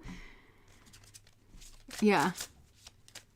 German accents randomly. Yeah. So I don't know if like maybe somebody mentioned that you have an accent, or like maybe you feel like you were, or maybe, I don't know, maybe some of you are code switching. Okay, that's another thing. Like you could be code switching where maybe you do have an accent, but you've had to learn how to not have that accent or something like that in order to code switch. Okay. Raised in the South, but I don't sound like it. America's also really weird too, because sometimes you'll go to like the south of a northern state and people have more of an accent there, like than even where I'm from or something, or like actually the South. Like, I don't know. America's very weird with their accents. I'm also from Kansas City, and Kansas City, Missouri, which is like right in the heart of the country. And so many accents blend there that at UMKC, it's a college like where I'm from. There is actually like a strong linguistic department where they study like the convergence of all like these different dialects and things like that. I have no idea why we're talking about this or if this is like relevant. What is code switching? Code switching is basically when you speak differently in different environments. So if you have a thick, say like you move from like Mexico, and you have like a Mexican accent to the way that you speak, but you get around like Americans and you learn how to speak without a trace of that accent. And you do it so that you can get into environments and not have like a stigma that's associated with whatever way it is that you speak, some kind of stereotype that might be associated with it. So it's like you kind of change things up, but it's like a survival mechanism sort of thing. So maybe there's something to do with that. But honestly, that just feels kind of random. So I'm just going to, what do you want to talk to us about, Spirit? I grew up in the South, and that's an easier accent for me to pick up. Otherwise, I try and keep my own here. You have a beautiful sing-song voice. Australians sound flat and then they go up at the end. You have an inflection. I find your voice very warm and soothing. Well, thanks. I actually like Australian accents. I just like the way, I don't know. I've never heard an accent and been like, ugh. Like, I don't know. I think it's interesting the way that people speak. We must be talking about this for a reason, don't you think? I was in Kansas City, Kansas, and lived there and had a weird accent because I was from Indiana. People like, where are you from? Yeah. Different accents in England as well. Yeah. And I think that has a class connotation there too, doesn't it? Accents are fun, but often offensive to do back at people. I saw this one joke one time where somebody was it was an English accent person, and they were like trying to speak in an English accent, and that was Southern, sorry. And they were like, wow, that's a hate crime. But like, they didn't mean it, but they were like, thanks for doing a hate crime to me. Oh, nice. Okay. Anything that you want? I just saw the warning card, release. Radical acceptance and surrender can help you let go. So this is reminding me that one reading that I did a while back, acceptance leads to stability. Spiritual lesson. This person is in your life to teach you a spiritual lesson. Warning, don't dismiss the red flags here. So I feel like there's somebody in your life, for those of you that this message is coming through for, in this general message, that don't dismiss the red flags here about this person. I feel like you're being asked to release this person because there's some kind of spiritual lesson. And I think that lesson actually has to do with forgiveness. Forgiving yourself or another will help you move forward. So maybe you need to forgive yourself from involving with this person, or maybe you overlooked the red flags in the past of dealing with this person. And it taught you how to stay in your integrity. Does the situation align with your values and morals? Yeah. Okay. So, and then also... Okay, so soulmate and healing. So I feel like this is also helping with a soulmate healing process. Your soulmate loves, accepts you, and respects you unconditionally. Old wounds and childhood issues need revisiting. So for some, maybe you feel like this blocked you, because we also have an obstacles card and protected. And we also have fate. So something about this situation could have been fated in order to help teach you and this other person some kind of like spiritual lesson to do with this. So there's like a spiritual part of this love. If you feel like something here got in the way between you and a soulmate, that the love on a spiritual level is like always going to be there. But there is childhood wounds that need revisiting, and that's very associated with this lifetime. And And it's a part of the spiritual lesson. And it's to help you find balance. And one person is giving too much in this relationship. So I feel like this somehow helped you realize where things were like out of balance. And somebody else here, it's like they're protected. They're safe. They're being divinely guided. And obstacles, unhealed wounds are blocking forward movement. So I feel like something here released some kind of unhealed wound so that both of you had to grapple with it. Even if you feel like you fell prey to something here. And for some of you, these energies are switched. And it's just that you need to go away from this person. Like this is, okay, to me, this feels like this is a strong soulmate connection between you and another person. I feel like there was an interference where somebody did not dismiss the red flags and somebody else had to release this particular situation. So whoever got involved with somebody, probably that pile number 2 person that like they shouldn't have gotten involved with, they're having to actually process through the red flags. They're having to learn about that. They're learning certain spiritual lessons about staying in their integrity. And also they're learning how to forgive themselves. And I think a very rotten person that, and just what I mean by forgiveness is grief. I think I said that in another reading where I've kind of come around to thinking that grief and forgiveness are the same thing, like the same process. So like the stages of grief are the stages of forgiveness. I don't think forgiveness is as simple as saying like, okay, I forgive you. And I also don't think forgiveness is saying that what you did is okay or that I'm okay with it. But I think it's going through the stages of grief, like being in denial that something is going on or that something is as bad as it is, then feeling angry when you finally realize that something's going on, bargaining, oh my gosh, if I could just go back, like, right, depression, and then finally acceptance. Once you get to that acceptance stage, I think that's potentially forgiveness, where you just kind of accept that this is the way that things worked out. And I feel like there is some kind of soul lesson that is going on here. And ultimately it's to help you and your soulmate heal, and to make sure that there's balanced, equal give and take in this relationship. And I think somebody had to confront a lot of difficult things, possibly both of you. Like, so this interference by whatever this was that had red flags in it, which I think is probably a person. Somebody here needed to be like, I know my worth and my value, and I'm not getting involved with it. They're protected and they're divinely guided. They are having some kind of, intuition and acceptance. They're protected by certain obstacles so that they can, so that they can process something over here on their side. And then so that this other person can process this over here. And this really is helping to heal some kind of soulmate connection. So I just heard trust the process. Like this process is unfolding the way that it needs to. But also potentially some of you have somebody in your life right now that don't dismiss the red flags. If you're noticing that because I feel like this could be a past situation that got in between you and somebody here. This is just for some of you. For some, it's like the same person that's like, it was there in your past that interfered with probably, I'm hearing not just one soulmate connection, but many soulmate connections, sabotaged many potential soulmate connections here. But there's also a person in your life now where it's like, don't dismiss the red flags. And somebody needed to learn this, not to dismiss the red flags, because without doing this, I feel like lifetime after lifetime, it's like it just ended up one soulmate was having to give too much and the other person was caught like hanging out with people that suck and dismissing the red flags, being in denial. And so I feel like whatever happened here, it was to move maybe both of you in whatever denial that you were in, like some kind of state of stagnancy, and then move into the anger phase of like recognizing, wait a second, something else is going on here and it's a big deal and I got to deal with it, kind of a thing. And if you're not going to deal with it, because there's some interference on one person's side, and I feel one person had to be like, if you're not going to deal with it, I'm going to leave, and it's not even an ultimatum. It's just, these are the standards here. So if trash is going to be around you, I'm leaving, and that's what they needed to heal. But they still love and respect you. It's just, there's something here that like needs to be dealt with. And somebody else is learning how to deal with it. To be the person that they need to be in order to be able to like deal with this. I love that we're all talking about our accents and like where we're from. I never thought of South Americans using it too, of course. Oh, I'm interested in this conversation. Americans. Oh, Brandon makes a good point. I think about that too. I don't call U.S. citizens Americans. Like I'm American from Brazil because it's the Americas. Yeah, I had I don't know. Okay, I'm just gonna kind of go where this is what the beauty of the live stream.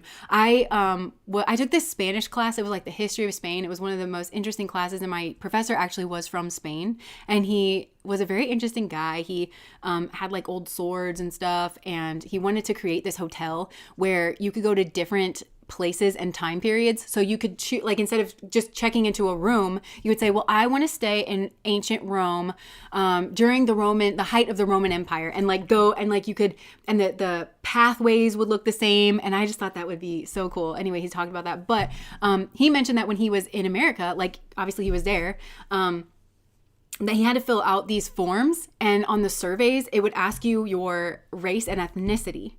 And he said he's lived in a lot of countries and that he never has seen that before. He's like, other countries, like, why could they possibly need this? What is the use of this information? And he was asking us, like, and all of us were like, well, I don't know. Like, I've never filled out a survey without that on it. And then he went on this entire tangent about Latin and what Latin means. And he would be so disappointed that I don't remember exactly, but it was like, okay, so they speak Spanish and French, I think, is what being a Latin country means. So he was like, Canada is a Latin country, you know? Clancy, thank you so much for the super chat. I think that's what it was. They speak Spanish and French. So he's like, you know, that a significant portion of the population like does that. So he's like, you know, and he's like, so everybody, like, what do you mean by Latin? That I'm just from Mexico or Spain? Like, he was just like, this is infuriating to me and also confusing. So, yeah. Less of, oh, interesting. I never answer that question. I know. I like to just put other. We are humans. I wish you could write that in. Other human. Yeah. Okay. So let's see. Anything else? Yeah, I got to hold that sword. He brought in a sword, and it was so weird because it was like, this has been like a battle. And I don't know how good that guy was at fighting, but presumably it like sliced into people. Unless he was really bad. I don't know. I know the U.S. was the only country that did that. Well, I don't know if it's the only country, but he just said, like, I've lived so many places and nowhere else have I ever had, nobody's ever asked me about, like, my ethnicity. Turtle Islanders. Yeah, and also America comes from Amaruca, which is like the feathered serpent, Quetzalcoatl. And that goes into... so one of the like conspiracy theory, it's not conspiracy theory because he really does back his things up with facts, but I like to listen to this guy, Matt LaCroix. And he started on YouTube and he's just a nerd. You can tell he is just a nerd. I love someone who is like unashamedly a nerd for like certain topics, but he likes to go back through ancient texts, especially from like ancient Sumeria, but he goes back through history and especially the history of war and the history of like, I don't know if you call it empires, but he talks about the history of the turtle and the snake. Not the turtle, sorry, the serpent and the eagle. And so eagle clans, which America's symbol is the eagle, they wanted it to be the turkey, but it's the eagle. And so eagle, it's like very warlike kind of mindset and cultures, and it teaches the technology is what he says, like the knowledge, passes down the knowledge and the technology of like war. And the serpent though, it's the like tribal and like holistic, well-rounded kinds of things, like with the serpent kind of knowledge. So like in for instance, like St. Paddy's Day, when they say that they drove the snakes from Ireland, snakes aren't in Ireland. It's like too far north. So what do? That talking about genocide, that's what they're talking about. That it was like this one tribe like just ridding them, and that version of like knowledge, and that like time periods go back and forth between the eagle and the serpent, and that you can follow it throughout history in the totems and the emblems of different countries and peoples. It's really interesting, and I'm a bad person to like say that, but I find it very interesting to hear him speak about it, because he's like a nerdy person that just doesn't stop talking, and he knows all the dates and he knows all the facts and stuff. Very interesting. I think it's crazy that the eagle doesn't actually sound like we believe it's a different bird completely. Yeah. It should have been the turkey. Ben Franklin knew. People say what WTF when I say I'm Brazilian because I'm white, blonde with green eyes. People think there aren't white people here. Yeah. That's funny. Okay, let's see. This has been a fun little chat, but let's see if there's any other messages that want to come through for people. We are such an interesting group of people, if I do say so myself. I think it'd be really cool for all of us to get together and to create the actual version of that hotel for all the places that we come from. Oh my gosh, I like to watch this girl Carissa Eats on YouTube, and she's always traveling like with her parents. I don't know, they must be on some kind of like long trip. And they go to these different places and they eat these really cool foods. And there was this one restaurant that she went to, and it was all grandmothers that cooked there from different places throughout the world. And she's been to a lot of places too. And so she had a lot of different things, but she said like this the Turkish grandmother made this like dish, and she said, you know, we just came from Turkey and I had a lot of their food, and she's like, this is like the best Turkish food that I've ever had. And I just thought that was a really cool concept for a restaurant. And they come out, they speak with you, and you know, it's very casual. Anyways, I don't know why I'm saying that. Yes, she seems like such a good egg.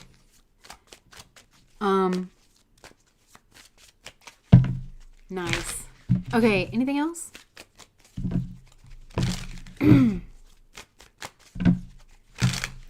Anything else? Yeah, it was the druids, exactly. Okay, 9 of cups. 8 of cups. Temperance. Somebody here could be like leaving alcohol behind, or some kind of substance that's bad for them. Maybe like coffee or caffeine or something here like that. It might even be making you, yeah, there's an addiction here. So what do you want to say about that? Somebody could be up in their head about an addiction, or like something here, or it has an effect. So for some of you, this is like a liquid, whether it's like coffee, alcohol, something, and it has an effect on your mind here. And it's also numbing you out. It's burying from some kind of emotions. There is some kind of secret. Okay, somebody could be up in their head about some kind of secret here as well, and prevented from telling the truth about some kind of devil manipulation.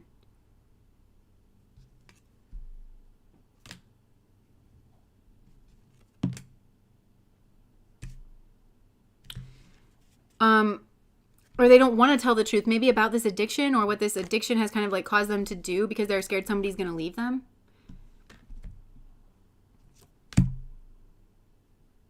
And I just said, well, what do you want them to do? And then it's the 8 of Pentacles. So just work on your routine, like work on balancing yourself out here, and it leads to some kind of victory. Just having victory over some kind of addiction.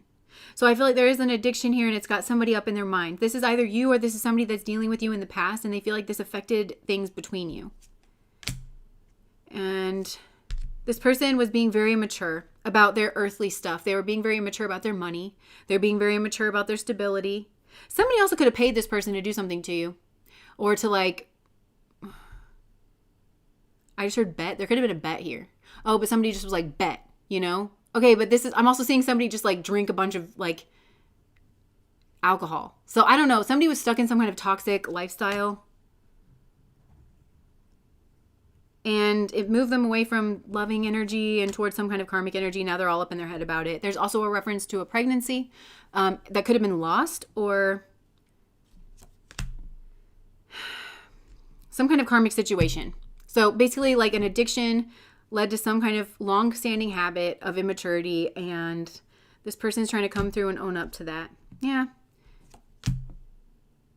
Yeah, there was a karmic. I mean, very clearly, it's like somebody, spirit put a karmic in their path, or somebody did. That invited them like out. And the wish fulfillment had something to do with responsibility, and it could have even been a couple, or like that manipulated some kind of like an invitation. Somebody could have been inviting you out to, I don't know, make fun of you, or to move away from their choices, or I don't know. Somebody wants to come clean about something, and it feels like they were in a very toxic mindset because of an addiction, because of something to do with drinking. And there was a betrayal, or there was some kind of painful ending because of this. Somebody feels like they can't tell you this.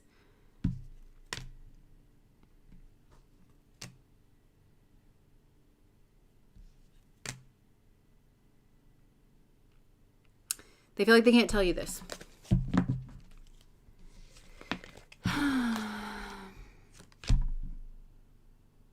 And then potentially like you also could have gotten blamed for something that was not your fault. Or you really had to stand your ground and have some kind of new beginning.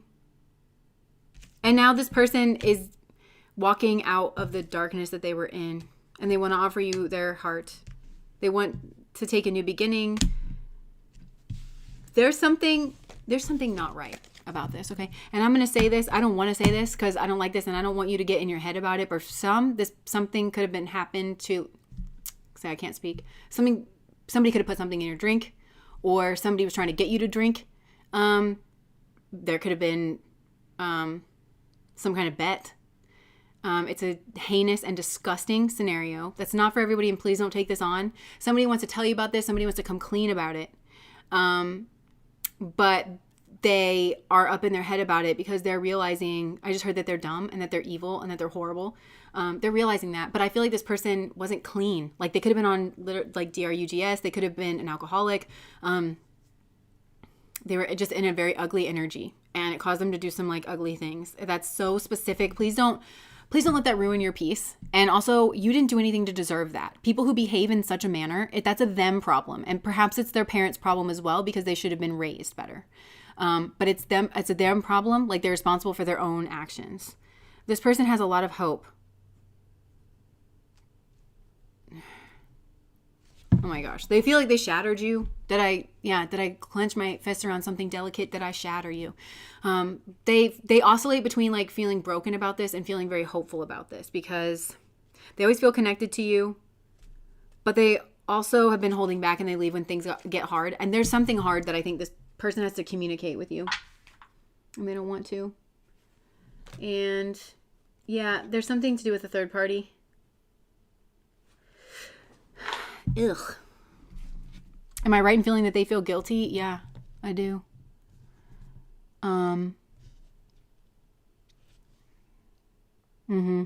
Yeah, definitely. They feel anxious more than anything. It's like, how could I do that? How could I have been a part of that? But I do think they were drinking, and I'm not that that's an excuse, but it's like, I think for a long period of time, they were around some kind of like negative, toxic group of people. And they're realizing that you were a sweet person and you were offering like your heart to them in whatever way that you were. And that something here has been unearthed, that there was sabotage. But also, I feel like you put this person at a distance. And also, Spirit is making this person take responsibility. They've got like the sword of truth pointing back at them in many ways. And you could have also not been the only person that they did this to. My speech. It's like this person can't even own up to who they've been and what they've done. It really is, it affects them. This person's like really in their head. They're trying to run away from it. They're trying to stuff it down. They've been trying to send you some kind of message. For some, this was like they waited to send you some kind of message. There was like a plan, and they thought, oh, this person will take my calls now. Like, I don't know. This is really negative. I'm going to get out of it. I'm not even worried about it anymore. Yeah. You're on point. Yeah. I actually kind of want to hug that person. Okay, let's see if I don't want to end it on that note. Okay. We'll get some. I'm going in for a message card. I keep writing and deleting messages. Somebody's trying to reach out to you. They don't know what to say. I feel like I read for a group of people that is very dignified, and people kind of can't keep up with your energy. And so I think you are a very powerful mirror, and you kind of make people have to confront themselves. It does seem like it's some kind of divine mission or energy or something here. Okay, so what else? I'm behind. I'm Irish, but I like Jess's accent. It's easy to understand. Oh my gosh, my mom would be so proud. Yep, still haven't received anything. He hasn't owned up to it. Okay. Probably. Lance said, but why? Because they needed to impress some demon who was after me? Probably. I mean, this person has like low self-esteem. Like it feels like they just got wrapped up. I can't speak. For some, this person has like a neurological issue, and it might be connected to an addiction or a substance that they're on. For some, maybe it's a substance that they have to be on. I just heard that would be karma potentially as well. Like if this person was trying to put things in people's drinks.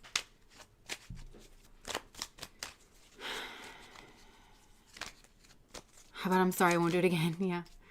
Okay. I keep writing and deleting messages. Who is this person that's trying to come through to us? I've been having regrets. Surprise, surprise. I'm playing games on purpose. Okay, this person's having regrets because they play games with you. But it feels like this person gives and they pull back. So what do they want to say? What do they want to say? And no games. What does this person want to say? No games. A lot. I'm feeling overwhelmed.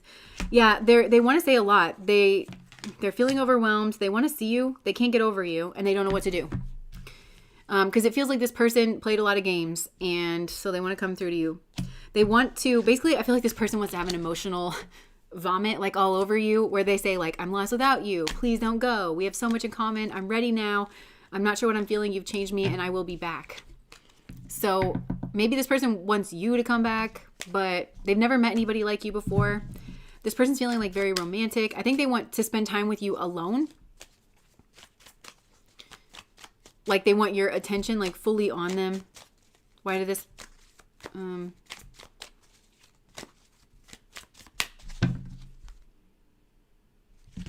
Okay, it says, I'm having wild thoughts about you and I'm seeking revenge. Why is this person seeking revenge?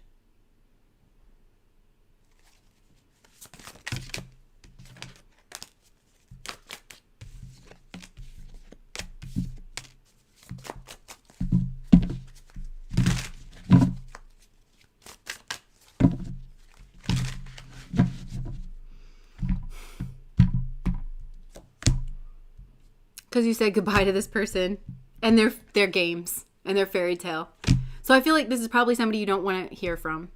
And I think this person's feeling, I feel like this spirit has this person kind of contained at this current moment, like trapped in their own feelings. Because you told this person goodbye, you said goodbye to their fairy tale bullshit nonsense.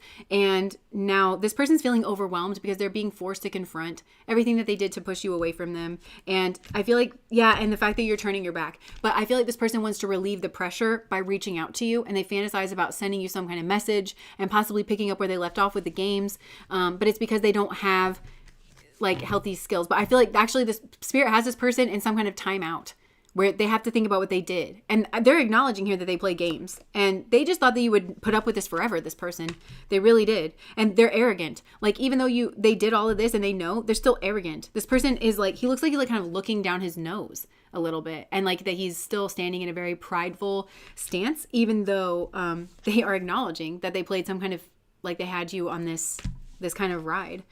They wanted you under pressure. So this is a person who did something wrong to you and they are feeling wronged by you. They could be going through some kind of legal situation that they were trying to outrun. So for some, this has to do with like trying to outrun child support or something. Yeah.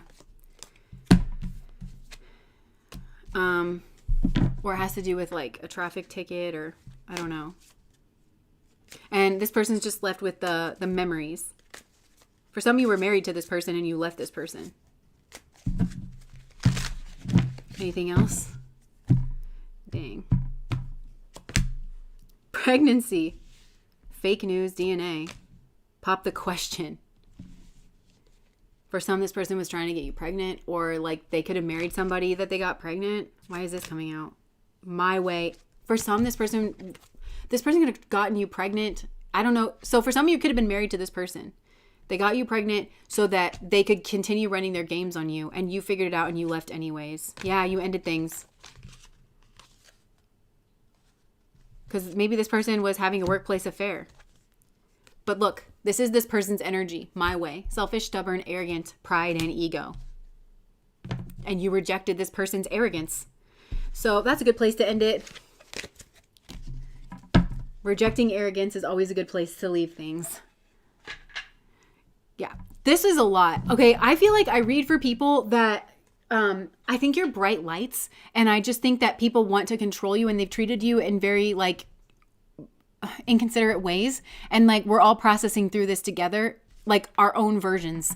That this like has, and you're being asked to realize that this happened to you because somebody feels incredibly small, and they noticed your worth, and they noticed how big you were, and then it brought out this like toxic, negative way that someone is. And now they're okay, this is the big message that spirit is wanting to end off on, is they're being made to sit alone. That's part of their karma. They're having to be faced with themselves. and this is a weird person that just came through that did something wrong to you, but feels betrayed by you for just standing up for yourself and leaving, having the audacity to leave the situation. So Spirit saying, no, we're moving them over here. This person's incredibly alone. There's no running from this. This person's having to think about and relive what it is that they did to you because they're not getting away with this anymore. I feel like this person's just incredibly stubborn, and it feels like they've been trying to outrun some kind of justice energy for a long time that may actually have to do with the legal system. Because I'm kidding, like this could be something like traffic tickets, or this could be child support. I feel like they were located though. So maybe for some, somebody was trying to serve this person papers for a long time as well, and they were finally like located. But yeah, I just feel like there's no more outrunning this. For some of you, this person might literally be incarcerated or shortly incarcerated because of some kind of legal proceedings. Or this person's going to have to give over some kind of money. But I feel like this person is going through a cycle of isolation. And it feels like it's going to last for at least for some time. I just heard 7 years for somebody. And they're just going to... they're being made to just think about what they've done and like who they've been. And that's so Spirit saying you've healed and you recognize your worth. Okay, so I'm also getting that you had some kind of shame that you were carrying with yourself about the way that these people were treating you, and you internalized that. And I think you felt shameful and you were like, I don't want people to know about that because for some reason you felt bad. You felt like dirty for some of you, or you felt responsible. And you actually doing the work to like transmute that and be like, wait a second, the reason you did that to me is not because I'm like less than or that I deserve it. It's because I'm a good person. I'm a positive person. I'm a strong person. And you started to release like that shame, because the only reason stuff wasn't coming out about this person is because your guides were protecting you. You weren't strong enough for the truth to come out about what went on between the two of you or like this person, because you felt like it was your fault and that it was going to expose some kind of like weakness about you. But in reality, it's just this person. So once you were on page with that and you like dealt with that and then you released it, now all of a sudden they can blow the whistle on this person. And that's what's happening. And that's what's actually sparked this person's karma coming in. Because I feel like you were deeply unfairly mistreated. Because I think this person, for some, they try to trap you in a marriage with a baby. Or they did do that because they're just so arrogant and selfish and they wanted you to not be able to get away from them. So I feel like this person is having that levied at them in some way. Maybe that turned around on them and somebody had a baby on them and now this person can't outrun that. Or it's like it's something they can't get away from. In this, it mirrors that kind of situation that they either did put you in or tried to put you in. It mirrors that exactly, where that energy is turning around on them, but they're not the ones in control. They're not the puppet master. So I just heard they're not the key keeper, and that made me think of Hecate. Like, so Hecate maybe has your back on this as well. She's the key keeper, the illumination. Okay, so this person was keeping you in the dark about certain things. Like, and they were that made them feel like the key keeper. And so Hecate and her little witchy stuff is exposing like this. She's the one that holds the key. And she's actually coming in to say like, I held this until you were ready. And now it can be illuminated. And again, she's the brave one that always goes after Persephone. And I feel like this person, you had a huge loss of innocence like around this person, because Persephone was like swooped up, you know, at the time of her coming to age, where she didn't even know what was going on and experienced a trauma that she didn't know how to process. And then it kind of split her energy. But Hecate was the brave one that's like, if you're in the underworld, I'm going straight in after you. And now that you have that and we have each other doing that, then you've been able to process this. And like, now I just got goosebumps. Hekate's like, yes, now that we have each other, we're all walking each other home. And maybe you're not brave enough to look at it, but maybe if we all look at it together, maybe you can actually look at it, you know?